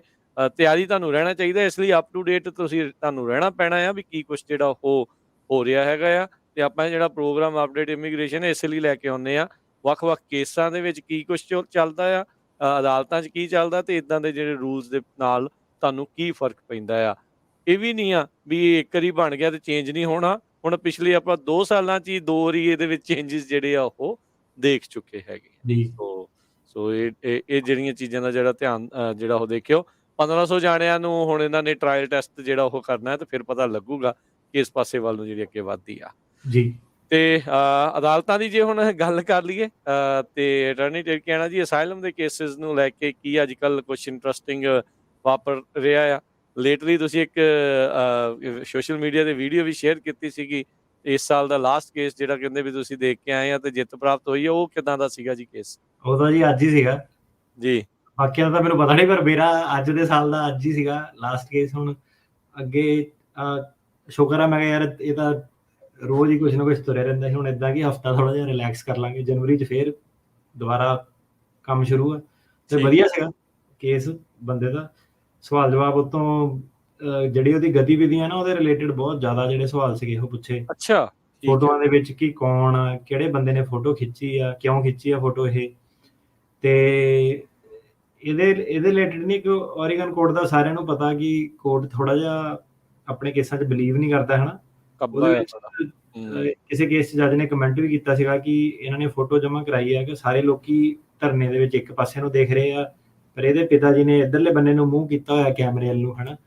ਕਿ ਉਹਨੇ ਉਹਦਾ ਕਮੈਂਟ ਪਾਇਆ ਸੀਗਾ ਆਪਣਾ ਕਿ ਫੋਟੋ ਨੈਚੁਰਲ ਲੱਗ ਰਹੀ ਹੈ ਕਿ ਉੱਦਾਂ ਹੀ ਬਸ ਸੱਜਣ ਮਿੱਤਰ ਟਰੱਕ ਮੁਰੇ ਕਿਤੇ ਫੜ ਕੇ ਬੈਨਰ ਖੜੇ ਹੋ ਗਏ, ਹਨਾ। ਸੋ ਜਿਹੜੀਆਂ ਫੋਟੋਆਂ ਉਹਦੀ ਕੁਆਲਿਟੀ ਜਿਹੜੀ ਕਿ ਕੀ ਹੋ ਰਿਹਾ ਫੋਟੋ ਦੇ ਵਿੱਚ, ਆਹ ਬੰਦਾ ਇੱਥੇ ਕਿਉਂ ਖੜਾ, ਕਿੰਨੇ ਬੰਦੇ ਤੂੰ ਜਾਣਦਾ ਸੀਗਾ ਧਰਨਿਆਂ ਦੇ ਵਿੱਚ, ਹੋਰ ਬੰਦਾ ਪਾਰਟੀ ਦਾ ਵਰਕਰ ਕੌਣ ਆ, ਬਾਕੀ ਜਿਹੜੇ ਤੇ ਬੰਦੇ ਨਾਲ ਕਿਉਂ ਖੜੇ ਆ, ਤੂੰ ਇਕੱਲਾ ਹੀ ਵਰਕਰ ਆ ਤਾਂ ਬਾਕੀ ਕੀ ਕਰਨ ਗਏ ਆ, ਮੇਲਾ ਕੀ ਆ, ਕਿੰਨਾ ਲੱਗਦਾ, ਕਿੰਨੇ ਜਣੇ ਆ, ਤੇ ਫੋਟੋ ਦੇ ਵਿੱਚ ਕਰੈਕਟਰ ਕੀ, ਕਿੱਥੇ ਆ, ਕਿੱਥੇ ਚੱਲੇ ਆ, ਕੀ ਆਬਜੈਕਟਿਵ ਸੀਗਾ, ਕਿੱਦਾਂ ਤੈਨੂੰ ਇਨਫੋਰਮੇਸ਼ਨ ਮਿਲੀ ਕਿ ਇਹ ਇੱਥੇ ਰੈਲੀ ਹੋਣੀ ਆ, ਤੇ ਪਾਰਟੀ ਦਾ ਦਫ਼ਤਰ ਕਿੱਥੇ ਆ, ਤੇਰੀ ਪਾਰਟੀ ਦਾ ਦਫ਼ਤਰ ਕਿੱਥੇ ਆ, ਪਾਰਟੀ ਨਾਲ ਕਿੱਦਾਂ ਸੰਪਰਕ ਕਰਦਾ, ਉਹਨਾਂ ਨੇ ਮੈਸੇਜ ਭੇਜਿਆ ਸੀਗਾ ਤੈਨੂੰ ਕਿ ਕਿੱਦਾਂ ਸੋਸ਼ਲ ਇਨਵਾਈਟ ਆਇਆ ਸੀਗਾ, ਬੈਨਰ ਕਿੱਥੋਂ ਪ੍ਰਿੰਟ ਕਰਾਇਆ, ਤੇਰਾ ਆਪਣਾ ਬੈਨਰ ਆ, ਕਿਸੇ ਹੋਰ ਦਾ ਬੈਨਰ ਆ, ਕਈ ਸਾਰੀ ਚੀਜ਼ਾਂ ਜਿੱਦਾਂ ਸਵਾਲ ਮੁੱਦੇ ਜਿਹੜੇ ਉਹ ਉੱਠਦੇ ਆ। ਇੰਨੇ ਬਰੀਕ ਸਵਾਲ ਪੁੱਛੇ ਗਏ ਜਿਹੜੇ ਇਹਨੂੰ ਤੇ ਮੇਨ ਜਿਹੜਾ ਇਹਦੇ ਤਾਂ ਸਵਾਲ ਜਿਹੜੇ ਮੇਨ ਸੀਗੇ ਕਿ ਬੰਦਿਆਂ ਦੇ ਰਿਲੇਟਿਡ, ਤੇ ਫੋਟੋ ਖਿੱਚੀ ਕਿੱਦਾਂ ਤੂੰ, ਤੇ ਵਕੀਲ ਨੂੰ ਕਿੱਦਾਂ ਦਿੱਤੀ, ਮਤਲਬ। ਤੇ ਵਕੀਲ ਤੋਂ ਪੁੱਛਿਆ ਕਿ ਤੇਰੇ ਕੋਲ ਕਿੱਦਾਂ ਇਹ ਫੋਟੋ ਆਈ, ਹੈ ਨਾ। ਫਾਊਂਡੇਸ਼ਨ ਨੂੰ ਕਹਿੰਦੇ ਲੇਇੰਗ ਦਾ ਫਾਊਂਡੇਸ਼ਨ। ਤੇ ਹੁਣ ਕਈ ਚੀਜ਼ਾਂ ਹੁੰਦੀਆਂ, ਲੋਕੀ ਰਸੀਦਾਂ ਲੈ ਕੇ ਆਉਂਦੇ ਆ ਕਈ ਵਾਰੀ ਕਿ ਪਾਰਟੀ ਨੂੰ ਪੈਸੇ ਦਾਨ ਕੀਤੇ, ਉਹ ਸੇਮ ਜਿਹੀਆਂ ਲੱਗਦੀਆਂ ਕਿ ਏਦਾਂ ਲੱਗਦਾ ਕਿ ਇੱਕੋ ਵਾਰੀ ਫੜ ਕੇ ਲਿਖੀਆਂ ਹੋਈਆਂ ਰਸੀਦਾਂ। ਸੋ ਕਾਫੀ ਜਿਹੜੀ ਡਿਟੇਲ ਆ ਨਾ, ਲੋਕੀ ਭਾਜੀ ਧਿਆਨ ਵੀ ਨਹੀਂ ਦਿੰਦੇ ਕਈ ਆਪਣੇ ਕੇਸ ਦੇ ਵਿੱਚ। ਤੇ ਕਲਾਇੰਟਾਂ ਦੀ ਆਪਣੇ ਗੱਲ ਕਰ ਰਿਹਾ, ਆਪਣਾ ਐਕਸਪੀਰੀਅੰਸ ਕਰ ਰਿਹਾ ਆਪਾਂ। ਹੁਣ ਕਈ ਵਾਰੀ ਦੱਸਿਆ ਕਿ ਆਪਣਾ ਬਾਈ ਕੰਮ ਛੱਡ ਦੋ, ਇੱਕ ਮੁੰਡੇ ਦੇ ਪਹਿਲੇ ਹਫ਼ਤੇ ਤਰੀਕ ਆ, ਤੇ ਉਹਨੂੰ ਮੈਂ ਕਿਹਾ ਚੱਲ 2-3 ਦੇ ਸੈਸ਼ਨ ਲਵਾ ਦਿੰਦਾ, ਤਾਂ ਆਪਣਾ ਕਹਿੰਦਾ ਮੈਂ ਟਰੱਕ ਟਰੁੱਕ ਜਿੱਦਾਂ ਚਲਾ ਰਿਹਾ ਸੀ, ਆਇਆ ਜਦੋਂ ਆਫਿਸ ਤਿਆਰੀ ਤੁਰੀ ਕਰਨ ਵੀ ਕੁਛ ਨਹੀਂ, ਨੰਬਰ ਨਹੀਂ ਯਾਦ, ਡੇਟਾ ਨਹੀਂ ਯਾਦ। ਤੇ ਜਨਤਾ ਕਾਫੀ ਲਾਈਟਲੀ ਲੈਂਦੀ ਹੈ, ਕਈ ਨਹੀਂ ਵੀ ਪਾਰਟੀਸਪੇਟ ਕਰਦੀ ਧਰਨਿਆਂ ਧੁਰਨਿਆਂ 'ਚ। ਤੇ ਐਲੇ ਸਾਡਾ ਇੱਕ ਕੇਸ ਸੀਗਾ, ਉਹ 'ਚ ਬੰਦੇ ਨੇ ਨਹੀਂ ਪਾਰਟੀਸਪੇਟ ਕੀਤਾ ਸੀਗਾ, ਕੁਛ ਨਹੀਂ ਸੀਗਾ, ਤੇ ਉਹਨੂੰ ਉਹਦੀ ਹਾਲਤ ਬੁਰੀ ਕਰਤੀ ਸੀ। ਉਹਨੇ ਆਹੀ ਕਹਿ ਕੇ ਕਿ ਯਾਰ ਤੂੰ ਦੂਜੇ ਦੇਸ਼ 'ਚ ਆਇਆ, ਇੱਥੇ ਤੈਨੂੰ ਇਜਾਜ਼ਤ, ਇੱਥੇ ਤੂੰ ਪਾਰਟੀਸਪੇਟ ਨਹੀਂ ਕੀਤਾ, ਉੱਥੇ ਤੂੰ ਕਹਿੰਦਾ ਕਿ ਮੈਂ ਜੇ ਕਿਸੇ ਵੀ ਸਟੇਟ 'ਚ ਜਾਊਂਗਾ ਮੈਂ ਹਟੂੰਗਾ ਨਹੀਂ, ਮੈਂ ਆਪਣੇ ਹੱਕਾਂ ਦੀ ਮੰਗ ਨਹੀਂ ਛੱਡ ਸਕਦਾ। ਤੇ ਫਿਰ ਬੰਦੇ ਕੋਲ ਜਵਾਬ ਨਹੀਂ ਸੀਗਾ ਕਿ ਕਿਉਂ ਨਹੀਂ ਤੂੰ ਪਾਰਟੀਸਪੇਟ ਕੀਤਾ, ਰਾਈਟ। ਉਹ 'ਚ ਤਾਂ ਚਲੋ ਬਚ ਗਏ ਸੀਗੇ ਕੇਸ ਦੇ ਵਿੱਚ ਨਾ, ਕਿ ਸਾਡੀ ਆਰਗੂਮੈਂਟ ਇਹ ਸੀਗੀ ਕਿ ਇਹਨੇ ਕੀਤਾ ਨਹੀਂ ਕੀਤਾ ਸਾਨੂੰ ਮੈਟਰ ਨਹੀਂ ਕਰਦਾ।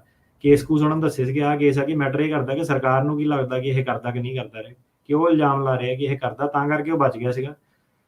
ਪਰ ਹਰੇਕ ਜੱਜ ਉਹ ਵਾਲੀ ਆਰਗੂਮੈਂਟ ਐਕਸੈਪਟ ਨਹੀਂ ਕਰਦਾ। ਸੋ ਕਈ ਲੋਕੀ ਜਿਹੜੇ ਹੁਣ ਹੈਗੇ ਆ ਨਹੀਂ ਵੀ ਪਾਰਟੀਸਪੇਟ ਕਰਦੇ ਆ, ਜ਼ਿਆਦਾਤਰ ਜਿੱਦਾਂ ਲਾਪਰਵਾਹੀ ਕਰਦੇ ਆ। ਲਾਪਰਵਾਹੀ ਇੱਦਾਂ ਕਿ ਜਦੋਂ ਤਰੀਕ ਆਊਗੀ, ਜੇ ਮੇਰੀ 2025 'ਚ ਤਰੀਕ ਆ ਤਾਂ ਮੈਂ 24 'ਚ ਸੋਚੂਗਾ ਮੈਂ ਜਾ ਕੇ ਧਰਨੇ ਜਾ। ਸੋ ਉਹ ਗੱਲ ਗਲਤ ਆ। ਜੇ ਤੁਸੀਂ ਕਹਿੰਦੇ ਆ ਕਿ ਤੁਹਾਡੀ ਇਹ ਵਿਚਾਰਧਾਰਾ ਨੂੰ ਤੁਸੀਂ ਫਿਰ ਪ੍ਰੂਵ ਕਰੋ, ਐਸੋਸੀਏਟ ਹੋਵੋ ਉਹਦੇ ਨਾਲ। ਸੋ ਵਕੀਲ ਦੇ ਉੱਤੇ ਨਹੀਂ ਤੁਸੀਂ ਸਾਰਾ ਸੁੱਟ ਸਕਦੇ, ਆਪਣਾ ਵੀ ਤੁਹਾਡਾ ਇੱਕ ਬਹੁਤ ਵੱਡਾ ਜਿਹੜਾ ਰੋਲ ਆ। ਦੋ ਤਿੰਨ ਤਰ੍ਹਾਂ ਦੇ ਕਲਾਇੰਟ ਸਾਨੂੰ ਮਿਲਦੇ ਆ। ਕਈ ਏਦਾਂ ਦੇ ਵੀ ਕਲਾਇੰਟ ਆ, ਉਹਨਾਂ ਨੇ ਆਪਣਾ ਪ੍ਰੋਗਰਾਮ ਸੁਣ ਕੇ ਉਹਨਾਂ ਦੇ ਕੇਸ ਕਿਤੇ ਹੋਰ ਆ, ਰੇਡੀਓ 'ਚ ਵੀ ਕਈ ਵਾਰੀ ਥੈਂਕ ਕਰਦੇ ਆ, ਸੋਸ਼ਲ ਮੀਡੀਆ ਤੇ ਵੀ ਥੈਂਕ ਕਰਦੇ ਕਿ ਬੜੀ ਇਨਫੋਰਮੇਸ਼ਨ ਮਿਲਦੀ ਆ।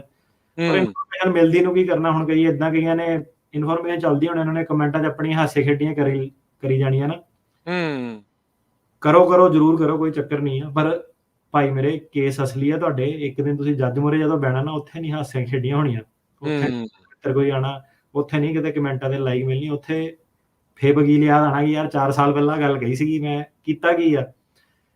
ਸੋ ਏਦਾਂ ਕਿ ਲੋਕੀ ਪਾਰਟੀਸਪੇਟ ਨਹੀਂ ਕਰਦੇ, ਜਿਹੜੇ ਤਰੀਕੇ ਨਾਲ ਸ਼ਮੂਲੀਅਤ ਹੋਣੀ ਚਾਹੀਦੀ ਆ, ਪੇਪਰ ਵਰਕ ਹੋਣਾ ਚਾਹੀਦਾ, ਤੇ ਉਹ ਸਾਰਾ ਜਿੱਦਾਂ ਕਹਿ ਲਓ ਕਿ ਨੋਨ ਸੀਰੀਅਸ ਵੀ ਬੜੇ ਲੋਕੀ ਆ ਕਿ ਦੇਖਾਂਗੇ, ਆਊਗੀ, ਕਰਾਂਗੇ, 10-15 ਦਿਨਾਂ 'ਚ ਹੋ ਜਾਣਾ, ਹਨਾ। ਸੋ ਇਹ ਹੈ ਕਿ ਯਾਰ ਇਹਨੂੰ ਸੁਣਨ ਦਾ, ਜੇ ਤੁਸੀਂ ਕਹੋ ਕਿ ਸਿਰਫ ਮੈਂ ਸੁਣ ਲਿਆ ਰੇਡੀਓ ਤੇ, ਟਿਕਟੋਕ ਤੇ ਸੁਣ ਲਿਆ, ਪਰ ਮੈਂ ਉੱਤੇ ਐਕਟ ਨਹੀਂ ਕੀਤਾ, ਉਹਦਾ ਵੀ ਕੋਈ ਫਾਇਦਾ ਨਹੀਂ ਹੋਣਾ। ਇਨਫੋਰਮੇਸ਼ਨ ਲੈ ਕੇ ਕਰੋਗੇ ਕੀ? ਜੱਜ ਨੂੰ ਥੋੜ੍ਹਾ ਨਾ ਠੀਕ ਹੈ। ਪਤਾ, ਮਤਲਬ ਕਿ ਇਨਫੋਰਮੇਸ਼ਨ ਲੈ ਕੇ ਇਕੱਲੀ ਕੀ ਕਰੋਗੇ? ਤੁਹਾਨੂੰ ਪਲਾਨ ਆਫ ਐਕਸ਼ਨ ਵੀ ਚਾਹੀਦਾ, ਅਦਾਲਤ ਸਬੂਤਾਂ ਦੇ ਹਿਸਾਬ ਨਾਲ ਚੱਲਦੀ ਹੈ। ਸੋ ਇਦਾਂ ਕਿ ਮੇਰੀ ਜੌਬ ਤਾਂ ਹੀ ਸੌਖੀ ਹੋ ਗਈ ਜੇ ਮੈਨੂੰ ਭਾਈ ਸਬੂਤ ਮੇਰੇ ਕੋਲ ਆਊਗਾ, ਨਹੀਂ ਤਾਂ ਮੇਰੀ ਹੁਣ ਇਹ ਭਾਈ ਤੁਹਾਨੂੰ ਨੌਲੇਜ ਬੜੀ ਹੈ, ਇੱਦਾਂ ਬੜਾ ਉੱਦਾਂ ਬੜਾ, ਉਹਨਾਂ ਯਾਰ ਮੈਂ ਕੀ ਕਰਨਾ ਹੈਗਾ? ਨੌਲੇਜ ਦੇ ਹਿਸਾਬ ਨਾਲ ਥੋੜ੍ਹਾ ਨਾ ਕੇਸ ਬੰਦਾ ਜਿੱਤ ਸਕਦਾ। ਫੈਕਟ ਕੀ ਆ ਤੁਹਾਡੇ, ਕੀਤਾ ਕੀ ਆ ਤੁਸੀਂ, ਕੋਰਟ ਨੂੰ ਕਿੰਨੇ ਤੁਸੀਂ ਜੈਨੂਇਨ ਲੱਗਦੇ ਆ। ਤੇ ਅੱਜ ਵਾਲਾ ਜਿਹੜਾ ਕੇਸ ਸੀਗਾ ਉਹਦੇ ਵਿੱਚ ਬੰਦਾ ਥੋੜਾ ਜਿਹਾ ਨਰਵਸ ਵੀ ਹੋ ਗਿਆ ਸੀਗਾ ਆਪਣਾ ਨਾ, ਜਿੱਦਾਂ ਬੋਲਦਾ ਪਿਆ ਸੀਗਾ ਬੇਸਿਕ ਕੁਐਸਚਨ ਤੋਂ ਕਿ ਗਤੀਵਿਧੀਆਂ ਕੀ ਕੀਤੀਆਂ ਆਪਣੀ ਪਾਰਟੀ ਲਈ, ਉਹ ਚੀਜ਼ ਦਾ ਨਰਵਸ ਹੋ ਗਿਆ ਸੀਗਾ।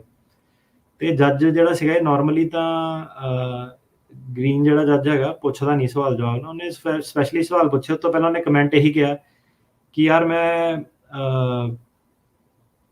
ਇਹ ਤੇਰੇ ਜਵਾਬਾਂ ਤੋਂ ਨਾ, ਜਿੱਦਾਂ ਦਾ ਤੇਰਾ ਲਹਿਜਾ ਸੀਗਾ, ਜਿੱਦਾਂ ਦੀ ਤੇਰੀ ਟੋਨ ਸੀਗੀ, ਮੈਨੂੰ ਕੌਨਫੀਡੈਂਸ ਨਹੀਂ ਲੱਗਾ, ਮੈਂ ਤੈਨੂੰ ਥੋੜੇ ਜਿਹੇ ਹੋਰ ਸਵਾਲ ਪੁੱਛਣੇ। ਜੱਜ ਨੇ ਇਹ ਕਹਿ ਕੇ ਉਹ ਕਿਹਾ। ਅੱਛਾ, ਹਾਂਜੀ। ਸੋ ਜਿੱਦਾਂ ਆਪਾਂ ਲਾਸਟ ਟਾਈਮ ਵੀ ਗੱਲ ਕਰਦੇ ਸੀ ਵੀ ਡਿਮੀਨਰ ਕਿੱਦਾਂ ਬੋਲਦੇ ਆ, ਵੀ ਉਹਦਾ ਕਿੰਨਾ ਫਰਕ ਪੈਂਦਾ, ਸੋ ਇਹ ਅੱਜ ਉਦਾਹਰਣ ਆਪਾਂ ਦੇਖ ਰਹੇ ਹਾਂ। ਹਾਂਜੀ, ਸੋ ਇਦਾਂ ਕਿ ਦੇਖੋ ਹੁਣ ਮਜ਼ਾਕ ਮਜ਼ੂਕ ਆਪਾਂ ਵੀ ਕਰਦੇ ਰਹੀਦਾ ਹੈ ਨਾ ਇੰਟਰਵਿਊ, ਪਰ ਇਦਾਂ ਕਿ ਯਾਰ ਐਂਡ ਆਫ ਦਾ ਡੇ ਕੀ ਹੈ ਕਿ ਮਜ਼ਾਕ ਦੇ ਪਿੱਛੇ ਗੱਲ ਇੱਕ ਸੀਰੀਅਸ ਆ, ਕਿ ਇਦਾਂ ਕਿ ਆਪਣੇ ਕੇਸ ਨੂੰ ਯਾਰ ਸੀਰੀਅਸਲੀ ਲਓ ਤੁਸੀਂ। ਹਾਸੀ ਮਜ਼ਾਕ ਕਰਨ ਦੇ ਬੜੇ ਹੋਰ ਜ਼ਿਆਦਾ ਬੜੇ ਫੋਰਮ ਹੁੰਦੇ ਆ। ਤੇ ਜਿਹੜੀ ਜੇ 4 ਸਾਲ ਤੁਸੀਂ ਇੱਥੇ ਹੈਗੇ ਆ, 4 ਸਾਲ ਦੀ ਗਤੀਵਿਧੀਆਂ ਦਾ ਰੈਕੋਰਡ ਉਹਨੂੰ ਲਿਆ ਕੇ ਦਿਓ, ਕਿਉਂਕਿ ਅਗਲਾ ਸਰਕਾਰੀ ਵਕੀਲ ਇਹੀ ਕਰ ਰਿਹਾ ਕਿ ਤੂੰ 2022 ਦਾ ਕਰ ਦਿੱਤਾ ਨਵੰਬਰ ਦਾ, ਤੇਰੇ ਪਹਿਲਾਂ ਵਾਲੇ ਕਿੱਥੇ ਆ, ਹਨਾ? ਤੇਰੀਆਂ ਰਸੀਦਾਂ ਜਿਹੜੀਆਂ ਸਾਰੀਆਂ ਥੱਲੇ ਘੁੱਗੀਆਂ ਵੱਜੀਆਂ ਸੇਮ ਕਿਉਂ ਲੱਗਦੀਆਂ, ਜਾਂ ਤੇਰੇ ਜਿਹੜੇ ਐਫੀਡੇਵਿਟ ਆ ਸਾਰੇ ਇੱਕੋ ਡੇਟ 'ਚ ਕਿਉਂ ਸਾਈਨ ਹੋਏ ਆ। ਸੋ ਇਹ ਹੈ ਕਿ ਥੋੜਾ ਕੇਸ ਵੱਲ ਧਿਆਨ ਦਿਓ, ਸਬੂਤ ਆਪਣੇ ਜਿਹੜੇ ਹੈਗੇ ਡੇ 1 ਤੋਂ ਜਿਹੜੇ ਹੈਗੇ ਇਕੱਠੇ ਕਰਨੇ ਸ਼ੁਰੂ ਕਰੋ। ਬੰਦੇ ਹੁਣ ਕਈ ਇਦਾਂ ਦੇ ਵੀ ਆ, ਜੇ ਇੰਡੀਆ ਤੋਂ ਤੁਰੇ ਨਹੀਂ, ਉੱਥੋਂ ਇੰਡੀਆ ਤੋਂ ਵੀ ਫੋਨ ਕਿ ਯਾਰ ਮੈਂ ਕਿਹੜੇ ਸਬੂਤ ਇਕੱਠੇ ਕਰਨੇ। ਮੈਂ ਕਿਹਾ ਭਰਾਵਾ ਤੂੰ ਆ ਤਾਂ ਜਾ ਪਹਿਲਾਂ ਬਾਰਡਰ ਤੇ, ਹੁਣ ਮੈਂ ਬਾਰਡਰ ਟੱਪਣ ਦੀ ਤਾਂ ਸਲਾਹ ਦੇ ਨਹੀਂ ਸਕਦਾ।